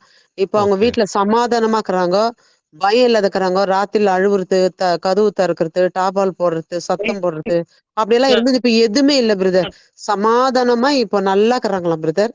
ரொம்ப சந்தோஷமா சொல்றாங்க பிரதர். அதுக்காக சாட்சி சொல்றாங்க பிரதர். கர்த்தர் நாம என்றைக்கும் மகிமை படையட்டும். ஆமென். இயேசு கிறிஸ்துவின் நாமத்திற்கு மகிமை உண்டாவதாக. கர்த்தர் நல்லவர். அவங்களை அப்படியே தொடர்ந்து வந்துட்டு வசனத்துல வழி நடத்தி மனம் திரும்புதலுக்கு எதுவா கொண்டு வந்து அவங்களை ஞானஸ்நானம் எடுக்க வைங்க சீக்கிரத்துல. அவங்க எந்த ஊர்ல இருக்கிறாங்க அவங்க? அவங்க நம்ம இங்க நாங்க இருக்கிற தெருவுல தான் இருக்கிறாங்க, Chikmagalur district, Karnataka. Okay okay okay, சந்தோஷம். நீங்க பெங்களூர் பிரதர்ஸ் சொல்லுங்க, பேசிட்டு அவங்கள அப்ப அங்க பிரதர்ஸ் எல்லாம் இருக்கிறாங்க இல்லைங்களா பெங்களூர்ல, அவங்களுக்கு இன்ஃபார்ம் பண்ணிட்டு அவங்கள அப்படியே எடுக்கிறதுக்கு அவங்கள வழி நடத்துங்க. இன்ஃபண்ட் பிரதர், எங்க பிரதர் தான் பிரதர். அவங்க வந்தாக்கா எங்களுக்கு சொல்லி பேப்டிசம் பண்ணலாம். ஓகேங்க சிஸ்டர். சரி பிரதர், எங்களுக்கு கொஞ்சம் ஜாம் பண்ணுங்க பிரதர். எனக்கு உடம்பு ரொம்ப சுஸ்து, டயர்டு. அப்படிங்களா? ஓகே. ஆமா பிரதர். எத்தனை நாள் அப்படி இருக்குது? இப்போ ஒரு மாசமா அப்படியே இருக்குது பிரதர். அன்னைக்கு நீங்க ஜெபிச்சீங்க, அந்த யூரின் இன்ஃபெக்ஷன் எல்லாம் நல்லா ஆயிடுச்சு. சுஸ்து இருக்குது, என்னால சரி ஜெபிக்க முடியல. சரிங்க சார், நம்ம ப்ரே பண்ணலாம். சரி பிரதர். இயேசுவே ஆண்டவரே, பேசிய சகோதரிய கர்த்தராகிய இயேசுவின் நாமத்தினால் ஆசீர்வதிக்கிறேன். முதலாவது இயேசுப்பா, நீங்க போன வாரம் ஜெபித்த பொழுது ஆண்டவரே அந்த சகோதரிக்கு நீங்க விடுதலை கொடுத்தீங்க. நன்றி ஆண்டவரே. இந்த பிசாசின் தொந்தரவுல இருந்து நீங்க விடுதலை கொடுத்து அவர்கள் இப்பொழுது சுகமா இருக்கிறார்கள் அப்படின்றத நாங்க கேட்டோம் ஆண்டவரே. இயேசு கிறிஸ்துவின் நாமத்திற்கு நாங்கள் மகிமை செலுத்துகிறோம். உடைய கிருபைக்கு இரக்கம் பாராட்டுகிறோம் ஆண்டவரே. அந்த குடும்பம் நல்ல சத்தியத்தை ஏத்துக்கிட்டு ஞானஸ்நானம் எடுப்பதற்கு இரக்கம் பாராட்டுங்க. அதற்கு நீங்க வழி நடத்துங்க. அந்த குடும்பத்தை இயேசுவின் நாமத்தால் ஆசீர்வதிக்கிறோம். அதே போல ஆண்டவரே சகோதரிக்கும் ஆண்டவரே நீங்க யூரின் இன்ஃபெக்ஷன் எல்லாம் ஹீல் பண்ணிருக்கிறீங்க. நன்றி ஆண்டவரே, ஸ்தோத்திரிக்கிறோம். ஆனா அவங்களுக்கு இந்த உடம்புல இருக்கிற இந்த டயர்ட்னஸ் ஆண்டவரை நீர் எடுத்து போட வேண்டுமாறு கெஞ்சி மன்றாடுகிறோம் ஆண்டவரே. அவருடைய சரீரத்தை ஆசீர்வதிங்க. சகோதரிய உச்சந்தலை முதல் உள்ளம் கால் வரைக்கும் இயேசு கிறிஸ்துவின் நாமத்தினால் ஆசீர்வதிக்கிறேன் ஆண்டவரே. ஆண்டவரே ஏசப்பா, இந்த டயர்ட்னஸ்க்கு வந்துட்டு சுகமாக்க வேண்டுமாறு கெஞ்சி மன்றாடுகிறேன். அதுக்கு தடையா இருக்கிற அவங்களுடைய பாவங்களை தயவாய் நீர் மன்னிக்க வேண்டுமாறு கெஞ்சி மன்றாடுகிற ஆண்டவரே. அவங்களை மன்னித்து இப்பொழுதே சுகத்தை தர வேண்டுமாறு கெஞ்சி மன்றாடுகிறேன். நீர் நீதிபரர், நீர் நல்லவர், நீர் இரக்கம் உள்ளவர், நீர் கிருபை உள்ளவர், தீங்குக்கு மனஸ்தாபப்படுகிற தேவனா இருக்கிறீர் ஆண்டவரே. சகோதரிக்கு சரீரத்துல இருக்கிற எல்லா டயர்ட்னஸையும் இயேசு கிறிஸ்துவின் நாமத்தினால வெளியே போயிட்டு கட்டளையிடுகிறேன். நீ திரும்பி வராத. சகோதரிக்கு இருக்கிற எல்லா டயர்ட்னஸையும் உடம்புல வந்துட்டு உச்சந்தலை முதல் உள்ளம் கால் வரைக்கும் இருக்கிற எல்லா சோர்வுகள், அசதிகள், பலவீனங்களையும் இயேசு கிறிஸ்துவின் நாமத்தினால வெளியே போயிட்டு கட்டளையிடுகிறேன். சகோதரி இயேசுவின் நாமத்தினால ஆசீர்வதிக்கிறேன். சகோதரியினுடைய சரீரத்தை, ஆத்மா சரீரத்தை இயேசு கிறிஸ்துவின் நாமத்தினாலே பலப்படுத்துகிறேன். நீங்க அவங்களோட கூட இருந்து அவங்கள வழி நடத்தி பலப்படுத்துங்கப்பா. துதிகன மகிமையெல்லாம் இயேசுவே ஒருவருக்கே உண்டாவதாக. இந்த ஜெபங்களை என்னுடைய கர்த்தராகிய இயேசு கிறிஸ்துவின் மகா பரிசுத்த நாமத்தினாலே ஏறெடுக்கிறேன். ஜீவனுள்ள எங்கள் நல்ல பிதாவே, amen amen amen amen. Thank you so much brother. Thank you brother. Praise Lord sister. Praise Lord. brother. Praise Lord sister. சொல்லுங்க பிரதர். எனக்கு கொஞ்சம் பலவீனங்கள் இல்லாத மாதிரி இருக்குதுங்க பிரதர். சோர்வாவே இருக்குதுங்க பிரதர். எனக்கு உங்க பேர் சொல்லுங்க. ராசாத்திங் பிரதர். ஓகே, எங்க இருந்து பேசுறீங்க? கீழப்புலியூருங்க பிரதர். தொண்டை அடிக்கடி எனக்கு கட்டுதுங்க பிரதர். பேச முடியல பிரதர். மூச்சு வாங்குதுங்க பிரதர். என்னால அடிக்கடி பேச முடியலைங்க பிரதர். ஓகே, இப்ப தொண்டையில பேச முடியல, மூச்சு வாங்குதுன்னு சொன்னாக்க அப்போ கொஞ்சம் யோசிச்சு பாருங்க. நீங்க எப்படி வீட்ல பேசுறீங்க? உங்க கணவர்ட்ட, உங்க பிள்ளைங்கள்ட்டலாம் எப்படி பேசுறீங்கன்றத யோசிச்சு பாருங்க. பைபிள் வசனத்தின்படி பேசுறீங்களா? இல்ல நமக்கு இஷ்டப்பட்டபடி நம்ம பேசுறோமா? நீங்கள் பேசுகிற ஒவ்வொரு வீண் வார்த்தைக்கும் நியாய தீர்ப்பு நாளிலே கணக்கு ஒப்புவிக்கணும்னு கர்த்தர் சொல்றாரு. உங்களுடைய பேச்சு வார்த்தையெல்லாம் பைபிள் வசனத்தின்படி மாத்திக்கங்க. உங்களுடைய சிந்தனைகள கணவர்ட்ட பேசுறது, பிள்ளைகள்ட்ட பேசுறது, சொந்தக்காரவங்க, பக்கத்து வீடு எல்லார்ட்டயும் பேசுறது, வசனத்தின்படி பேச்சு வார்த்தைகள மாத்திக்கங்க. மாத்திக்கிட்டீங்கன்னாக்க, இந்த மாரி சரிங்க. பிரச்சனைகள்லாம் உங்களுக்கு வராது. ஆமாங்க பிரதர். நம்ம ஜெபிக்கலாம். ம். பிள்ளைங்ககிட்ட கொஞ்சம் கோவமா பேசிட்டேங்க பிரதர். தொந்தரவு பண்றாங்கன்னு. பைபிள் படிக்க மாட்டேங்கிறாங்கன்னுட்டு நானு கொஞ்சம் கோவமா பேசிட்டேங்க பிரதர். அதாவது ம். தவறான வார்த்தை பேசல பிரதர். ஏன் இப்படிலாம் இருக்கிறீங்க? ஏசப்பா வந்து ம். என்னைய தான் கணக்கு கேட்பாங்க. உங்களுக்கு தண்டனை வரும்னு இப்படி பேசிட்டேங்க பிரதர். ம். நம்ம பிள்ளைகள நாமளே சபிக்க கூடாது இல்லைங்களா? அதான் தப்புங்க பிரதர். நான் மன்னிப்பு அதனால கேட்டுக்கிறேங்க பிரதர். சரிங்க சிஸ்டர், நம்ம ஜெபிக்கலாம். ஆ. இயேசுவே ஆண்டவரே, சகோதரி ஆண்டவரே, ராசாத்திய கர்த்தராகிய இயேசுவின் நாமத்தினால் ஆசீர்வதிக்கிறேன். அவங்கள வழி நடத்துங்கப்பா. இயேசுப்பா, அவங்க கணவர் நல்லா மனம் திரும்புறதுக்கு கிருபையை கொடுங்க. அவருடைய பிள்ளைகளும் வேதம் வாசிக்கிறதுக்கு இரக்கம் பாராட்டுங்க. அவங்க ஆண்டவரே யாராவது கீழ்ப்படியலைனா கூட கோபப்பட்டு, எரிச்சல் பட்டு, ஆண்டவரே மாம்சத்தின்படி, ஆண்டவரே தன்னுடைய மாம்சத்தின் இச்சைகள், ஆசைகளின்படி அவங்க வந்துட்டு பேசாம, அவங்க ஆவியின்படி பேசுவதற்கு இரக்கம் பாராட்டுங்க ஆண்டவரே. அதற்காக சகோதரிய இயேசு கிறிஸ்துவின் நாமத்தினாலே ஆசீர்வதிக்கிறேன்.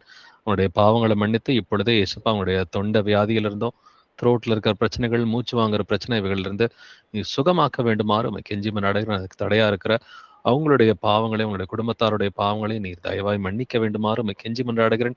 நீர் நீதிபரர், நீர் நல்லவர் ஆண்டவரே. இயேசுப்பா அவங்க மேல இரக்கமா இருந்து, கிருபையா இருந்து இந்த வழியில சுகமாக்க வேண்டுமாறு உம்மை கெஞ்சி மன்றாடுகிறேன். சகோதரிக்கு இருக்கிற எல்லா த்ரோட் ப்ராப்ளம்ஸையும், மூச்சு வாங்குற பிரச்சனைகளையும் இயேசு கிறிஸ்துவின் நாமத்தினால வெளியே போயிட்டு கட்டளையிடுகிறேன். சகோதரிக்கு இருக்கிற எல்லா தொண்டை வலிகளையும் வந்துட்டு, எல்லாம் வந்துட்டு பிரீதிங் ட்ரபிள்ஸையும் இயேசு கிறிஸ்துவின் நாமத்தினால வெளியே போயிட்டு கட்டளையிடுகிறேன். அவங்களுக்கு இருக்கிற த்ரோட் ப்ராப்ளம்ல இருந்தும், மூச்சு வாங்குற பிரச்சனைகள்ல இருந்து இயேசு கிறிஸ்துவின் நாமத்தினால் முழு விடுதலையா கட்டளையிடுகிறேன். நீங்க அவங்களோட கூட இருங்க, அவங்கள வழி நடத்துங்க, பலப்படுத்துங்க. குடும்பமா கர்த்தரை தேடுவதற்கு இரக்கம் பாராட்டுங்க. நம்முடைய வருகை நாட்களிலே வந்துட்டு உம்மை அதிகமாய் தேடுவதற்கு அவங்களுக்கு இரக்கம் பாராட்டுங்க. அவங்களை தொடர்ந்து ஆண்டவரை நீர்தாமே பலப்படுத்தி வழி நடத்த வேண்டுமாறு உம்மை கெஞ்சி மன்றாடுகிறேன். துதி கன மகிமை எல்லாம் இயேசுவே ஒருவருக்கே உண்டாவதாக. இந்த ஜெபங்களினுடைய கர்த்தராகிய இயேசு கிறிஸ்துவின் மகா பரிசுத்த நாமத்தினால் ஏறெடுக்கிறேன். ஜீவனுள்ள எங்கள் நல்ல பிதாவே, amen, amen. Amen. Thank you brother. Praise lord sister. Other sisters வேற யாருக்காவது ப்ரேயர் ரிக்வெஸ்ட் இருக்குங்களா அல்லது சாட்சிகள்? பிரதர் எனக்கு வந்து ப்ரேயர் பண்ணுங்க பிரதர். சொல்லுங்க பிரதர்.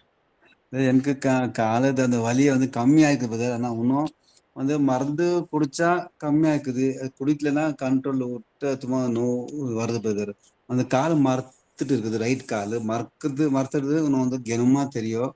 காலை நரம்பு வந்து கரண்ட் ஷாக் அடிக்கிறது, வீங்கு இருக்குது ஸ்பைன்ல இருந்து. இன்னும் கால் ரைட்ல வந்து வீக் இருக்குது பிரதர். இது ரொம்ப கஷ்டமாட்டு நடக்கிறதுக்கு விடுறதில்ல பிரதர். ஓகே, காலில் பிரச்சனைன்னு சொன்னா அப்படின்னா நம்ம வேதத்தின்படி எடுத்து பார்த்தோம்னு சொன்னா கர்த்தர் போன்னு சொல்ற இடத்துக்கு நம்ம போகாம இருந்திருக்கிறோம், இல்ல கர்த்தர் போக வேண்டாம்னு சொன்ன இடத்துக்கு போயிருக்கிறோம். இது ரெண்டையும் யோசிச்சு பாருங்க. சரி பிரதர். கர்த்தர் எங்க போன்னு சொன்ன இடத்துக்கு நம்ம வந்துட்டு போகாம இருந்திருக்கிறோம். இல்ல பிரேயருக்கு போன்னு சொன்னாரா, இல்ல கூடுகைக்கு போன்னு சொல்லி நம்ம போகாம இருந்திருக்கிறோமா, இல்ல வந்துட்டு சில இடத்துக்கு போகாதுன்னு சொன்ன இடத்துக்கு நம்ம போயிருக்கிறோமா?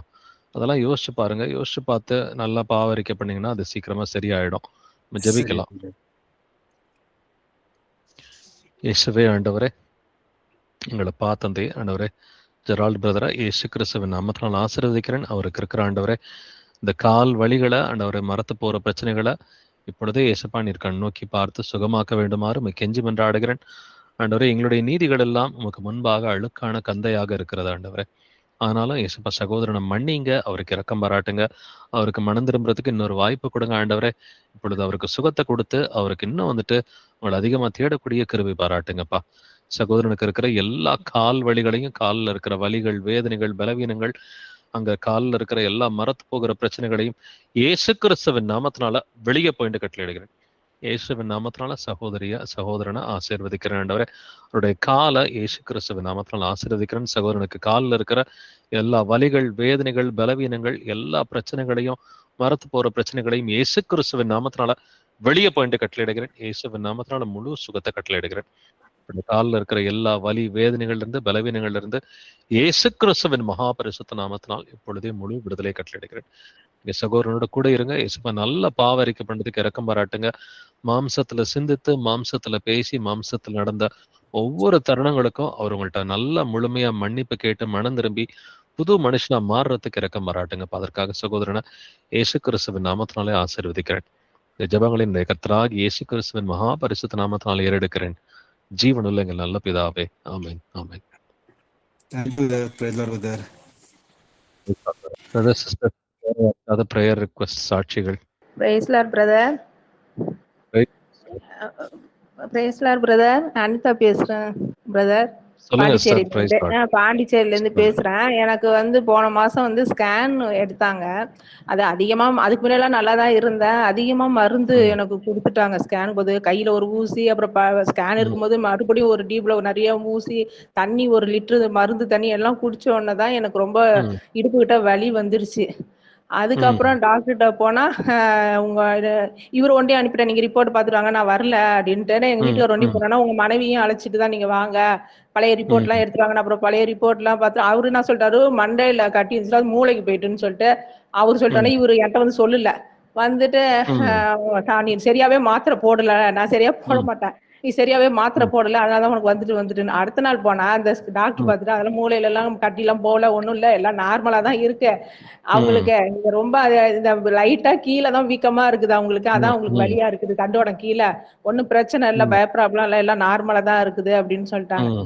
அப்புறம் வீட்டுக்கு வந்தோன்னா எங்க வீட்டுக்கார்ட்ட சொன்னேன். வரும்போது சத்தியத்தை போகும்போது ஃபுல்லா பேசிட்டே போனேன். ஞானஸ்தானத்தை ஒப்பு கொடுக்க சொல்லி எல்லாமே சொல்லி, நீங்க ஈசாக்கு அவங்க மனைவிக்கு குழந்தை அவரு தான் ரெபெக்காவுக்கு வேணாங்க குழந்தை கொடுத்தாங்க. எனக்கு நீங்க ஜெபிக்கணும் தான் ஆண்டவர் எதிர்பார்க்கறாங்க. சுகத்துக்கு நீங்க ஜெபம் பண்ணாலே எனக்கு சரியா போயிடும். நம்ம ஆஸ்பத்திரி மாத்திரை மருந்து எதுவுமே தேவையில்ல, நம்ம 2 பேரும் சேர்ந்து குடும்பமா ஜெபம் பண்ணாலே போதும் அப்படின்னு எங்க வீட்டுக்கார்ட்ட சொல்லிட்டு சத்தியத்தை சொல்லிட்டே வந்தேன். உங்களோட இதெல்லாம் ரெக்கார்ட் எல்லாம் போட்டுட்டு வந்தா கேட்டுட்டே வந்தாரு கார்ல வரும்போது. அப்புறம் வீட்டுக்கு 2 நாளா குடும்ப ஜெபத்துக்கு அவராவே ஆயத்தமானாரு. எனக்கு வலியும் சுத்தமா நின்றுட்டு பிரதர். அவங்க அந்த வலி மாத்திரை டாக்டரையும் பார்க்க சொன்னாங்க. நாங்க போகும்போது டாக்டர் இல்ல, வலி மாத்திரை நாங்க வாங்கல. அந்த மாத்திரை ஒரு போதை மாதிரி, கேன்சர் மாத்திரை மாதிரி தான் இருக்கும். ஆனா ஒரு 2 நாள் இந்த ஆண்டவர் இவரை ஜபத்துல உட்கார வைக்கிறதுக்கு தான் ஒரு இது மாதிரி கொடுத்துருக்காருன்னு நான் நினைக்கிறேன். எனக்கு வலி சுத்தமா இல்ல, வலி மாத்திரை எதுவும் போல, இப்ப நார்மலா என் உடம்பு ஆயிடுச்சு பிரதர். இவர் 2 நாளா 3 நாளா குடும்ப ஜபத்தை எங்க வீட்டுக்கார உட்காந்து நாங்க மத்தேயுல இருந்து ஆரம்பிச்சிருக்கிறோம். டெய்லி 2 பேரும் சேர்ந்து பிரேயர் பண்றோம் பிரதர். இப்ப நான் சுகமா தான் இருக்கேன் பிரதர். எனக்கு ஆண்டவர் சுகத்தையும் கொடுத்தாரு. எங்க வீட்டுக்காரும் இப்ப ஜபத்துல உட்கார்ந்துருக்காங்க, பிள்ளைங்களும் வராங்க. எங்க குடும்ப ஜபத்தை ஆண்டவர் ஆசீர்வதிச்சு வழி நடத்துறாங்க. எனக்கும் சுகத்தை கொடுத்துட்டாங்க பிரதர். ரொம்ப சந்தோஷம். கர்த்தருக்கு ஸ்தோத்திரம். கர்த்தர் நல்லவர். அவர் மேல முழு இருதயத்தோட விசுவாசமா இருக்கும் பொழுது நிச்சயமா கர்த்தர் விடுதலை கொடுக்கிறாரு. இது பெரிய ஒரு அற்புதம். சகோதரியுடைய ஆரம்ப நிலைமை தெரியாதவங்களுக்கு எங்க வீட்டுக்கார் இந்த ஜபத்துல வரணும் ஒரு சிச்ச மாதிரிதான் இதை கொடுத்தாங்க. ஏன்னா மருந்து மாத்திரை இவர் ரொம்ப அதுலயேதான் இருப்பாரு. என்னை திட்டிட்டே இருந்தாரு, என்கிட்ட சொல்லல. கடைசியில ஸ்கேன் பார்த்தா எல்லாம் நார்மல். அவர் பார்க்க தெரியாம டாக்டர் பார்த்தாரு, வேற டாக்டர் பார்த்துட்டு எல்லாம் நார்மல் தான், ஒன்னும் பயப்படாப்பெல்லாம் ஒண்ணும் இல்ல அப்படின்னு சொன்னோன்னா. அப்புறம் இவர் 2 நாளா பிரேயர்ல உட்காந்தோன்னா ஆட்டோமேட்டிக்கா எனக்கு வலி வேதனை எல்லாம் போய் நான் நார்மலா ஆகி நல்ல வேலை எல்லாம் பார்த்துட்டு இப்ப நல்லா இருக்கேன் பிரதர். இவர் ஆண்டவருக்குள்ளார ஒப்பு கொடுத்துட்டு வராரு. சீக்கிரமா ஞானஸ்தானத்துக்கு என் கணவரும் என் பாப்பாவும் ஒப்பு கொடுத்துட்டு வராங்க. பையனும் இப்ப கொஞ்சம் மாற்றத்துல கொஞ்சமா மனம் மாறிட்டு வரான். சீக்கிரமா ஞானஸ்தானத்துக்கு எங்க வீட்டுக்காரர் பாப்பா எல்லாமே ஆயத்தமாயிட்டு வராங்க பிரதர். அவரும் பைபிள் டெய்லி படிக்கிறாங்க, எங்களோட கூட ஜெபம் பண்றாங்க பிரதர். அவரு ஃபேமிலி பிரேயரை விட்டுறாதீங்க. ஃபேமிலி பிரேயரை டெய்லி விட்டுறாதீங்க. எல்லாரையும் 4 பேருமா உட்கார்ந்து டெய்லி ஃபேமிலி பிரேயர் பண்ணி அடுத்து கொஞ்ச நாள்ல எல்லாருமே ஞானஸ்தானத்துக்கு அவங்கள ரெடியாக சொல்லுங்க. சரிங்க பிரதர். ரொம்ப நன்றி பிரதர். Praise Lord brother. கர்த்தருக்கு ஸ்தோத்திரம். Praise lord. நல்ல சாட்சி பிரதர் சிஸ்டர்ஸ். வேற யாருக்காவது சாட்சிகளோ பிரேயர் ரிக்வெஸ்டோ இருந்தாக்க ஷேர் பண்ணுங்க. Praise Lord brother. Praise lord sister. Brother, நான் சுரேஷ் அவங்க பொண்ணு பேசுறேன் பிரதர். எனக்கு ஆண்டவர் பையன் டெலிவரிக்கு எல்லாரும் ப்ரேயர் பண்ணியிருந்தாங்க, அதுக்காக ரொம்ப நன்றிங்க பிரதர். எனக்கு பையன் பிறந்திருக்கான். அப்புறம் என்னோட கணவர் அதிகமா இன்னும் ப்ரேயர் பண்றதுக்கும் அவர் ஞானஸ்தானம் எடுக்கிறதுக்கும் எல்லாம் ப்ரேயர் பண்ணிக்கோங்க பிரதர், எங்க குடும்பத்துக்காக. ஓகேம்மா, ஓகே. ரொம்ப சந்தோஷம். ஆண்டவர் இயேசுப்பா குழந்தையை கொடுத்திருக்கிறாரு. இப்ப அடுத்து ஆமா. வந்துட்டு இந்த குழந்தைய நல்லபடியா தேவ பக்தி உள்ள ஒரு சந்ததியா வளர்க்கணும். சரிங்க. அது வந்துட்டு உங்க 2 பேருடைய கடமை. அதுக்கு சீக்கிரமா உங்க கணவர் மனம் மாறினா மட்டும்தான் அது வந்துட்டு நடக்கும். அதனால ஆண்டவருடைய வசனத்தின்படி சிந்திச்சு, வசனத்தின்படி நடக்க ஆரம்பிங்க. சரிங்க. சரியா? நம்ம என்ன செய்யணுன்றதெல்லாம் நம்ம ஏற்கனவே ஒரு 2, 3 மாசத்துக்கு அந்த மீட்டிங்ல சந்திச்சப்ப கூட பேசினோம் இல்லையா? நல்ல ஆண்டவருடைய வழிகள்ல வந்துட்டு உறுதியா இருந்து, இப்ப கணவர் வெளியூர்ல இருந்தா கூட ஃபோன்லயாவது ஒரு பிரேயர் பண்ணுங்க. ஃபோன்ல டெய்லி பேசும்பொழுது, கொஞ்ச நேரமாச்சு வந்துட்டு ஒரு ஃபேமிலி பிரேயர் மாரி வந்துட்டு பண்ணுங்க. அவர டெய்லி பைபிள் படிக்க சொல்லுங்க. பைபிள் படிச்சு வந்துட்டு, நல்லா மனம் திரும்பி ஆண்டவரோட வழிகள்ல நடக்கிறதுக்கு, அவங்களுக்கு நீடிய பொறுமையோட, சாந்தத்தோட சொல்லிக்கிட்டே இருங்க. சரிங்க. ஓகேம்மா. Praise Lord, praise Lord. Praise lord. Brothers, sisters வேற யாருக்காவது சாட்சிகளோ, பிரேயர் ரிக்வெஸ்ட்டோ இருக்குதுங்களா? Praise Lord brother. Praise Lord brother. Bastin பேசுறேன் பிரதர். இந்த பல்லு வலி வேதனையில 1 வாரமா இருந்தோம் பிரதர். சரிங்க பிரதர். அப்புறம் நீங்கள் சுரேஷ் பிரதர் நீங்களும் ஜெபம் பண்ணீங்க. அந்த வலி இல்லாம ரொம்ப இதா இருந்துச்சு. அப்புறம் அந்த கட்டி இருந்துச்சு, அந்த பல்லு வலி போயிருச்சு. அப்புறம் அந்த ஒன் சைடு வலது புறத்துல அந்த சலமும் ரத்தமும் ஓகே. கட்டி இருந்துச்சு. அப்புறம் அதுக்கும் ஜெபம் பண்ணினேன். பாவரிக்க விட்டு ஜெபம் பண்ணேன். சரிங்க ஆண்டவர்ட்ட பிரதர். ஆஸ்பத்திரிக்கு போகாமயே இதை நான் சுகப்படுத்தணும், அவர் மேல விசுவாசமா இருந்தேன் நானு. அப்புறம் கர்த்தர் வந்து அதையும் சுகப்படுத்திட்டார். இப்போ 1 வாரம் கழிச்சு இப்ப இன்னைக்கு தான் கொஞ்சம் நல்லா எல்லாமே வத்தி போயிடுச்சு. எல்லாமே சரியாயிடுச்சுங்க பிரதர். ரொம்ப சந்தோஷம் பிரதர். ஏன்னா பல்லு வலியெல்லாம் வந்துட்டு ஆஸ்பத்திரி போகாம சுகமாகறதெல்லாம் ரொம்ப கஷ்டமான விஷயம். கர்த்தர் ஆமா. நல்லவர். பாவங்களை அறிக்கை பண்ணாங்க. ஸோ ஆமா. இயேசுப்பா சுகமாக்கிட்டார். ரொம்ப சந்தோஷம். அவருக்கு கர்த்தரோட நாமத்துக்கு கோடான கோடி நன்றி brother. Amen, amen. Amen. Praise Lord, praise Lord. Brother, sisters வேற யாருக்காவது சாட்சிகளோ, பிரேயர் ரிக்வெஸ்டோ இருக்குதுங்களா?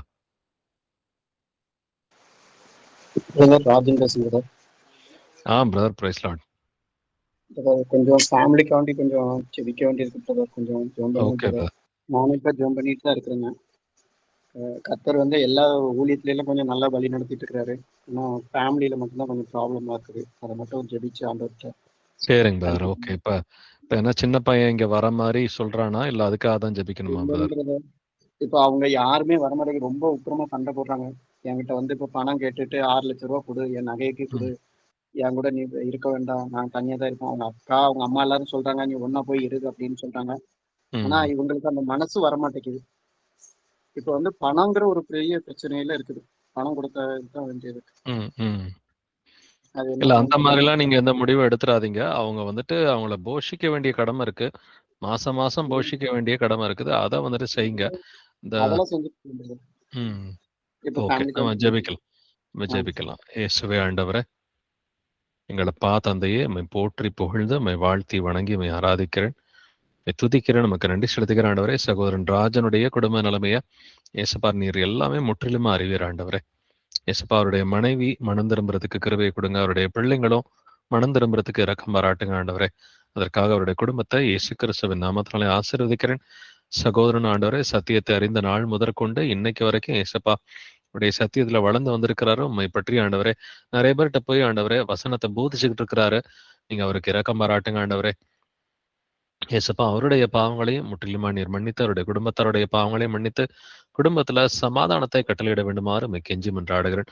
அவருக்கும் அவருடைய மனைவிக்கு நடுவில், அவருக்கும் அவருடைய பிள்ளைகளுக்கு நடுவில் சமாதானத்தை கொடுங்க ஆண்டவரே. குறிப்பா அவருடைய மனைவி கிட்டையும் அவருடைய பிள்ளைகள்கிட்டையும் செயல்படுகிற எல்லா அசுத்தாவிகளையும் இயேசு கிறிஸ்துவின் நாமத்தினாலே அவர்களை விட்டு வெளியே போயிட்டு நாங்கள் கட்டளையிடுகிறோம் ஆண்டவரே.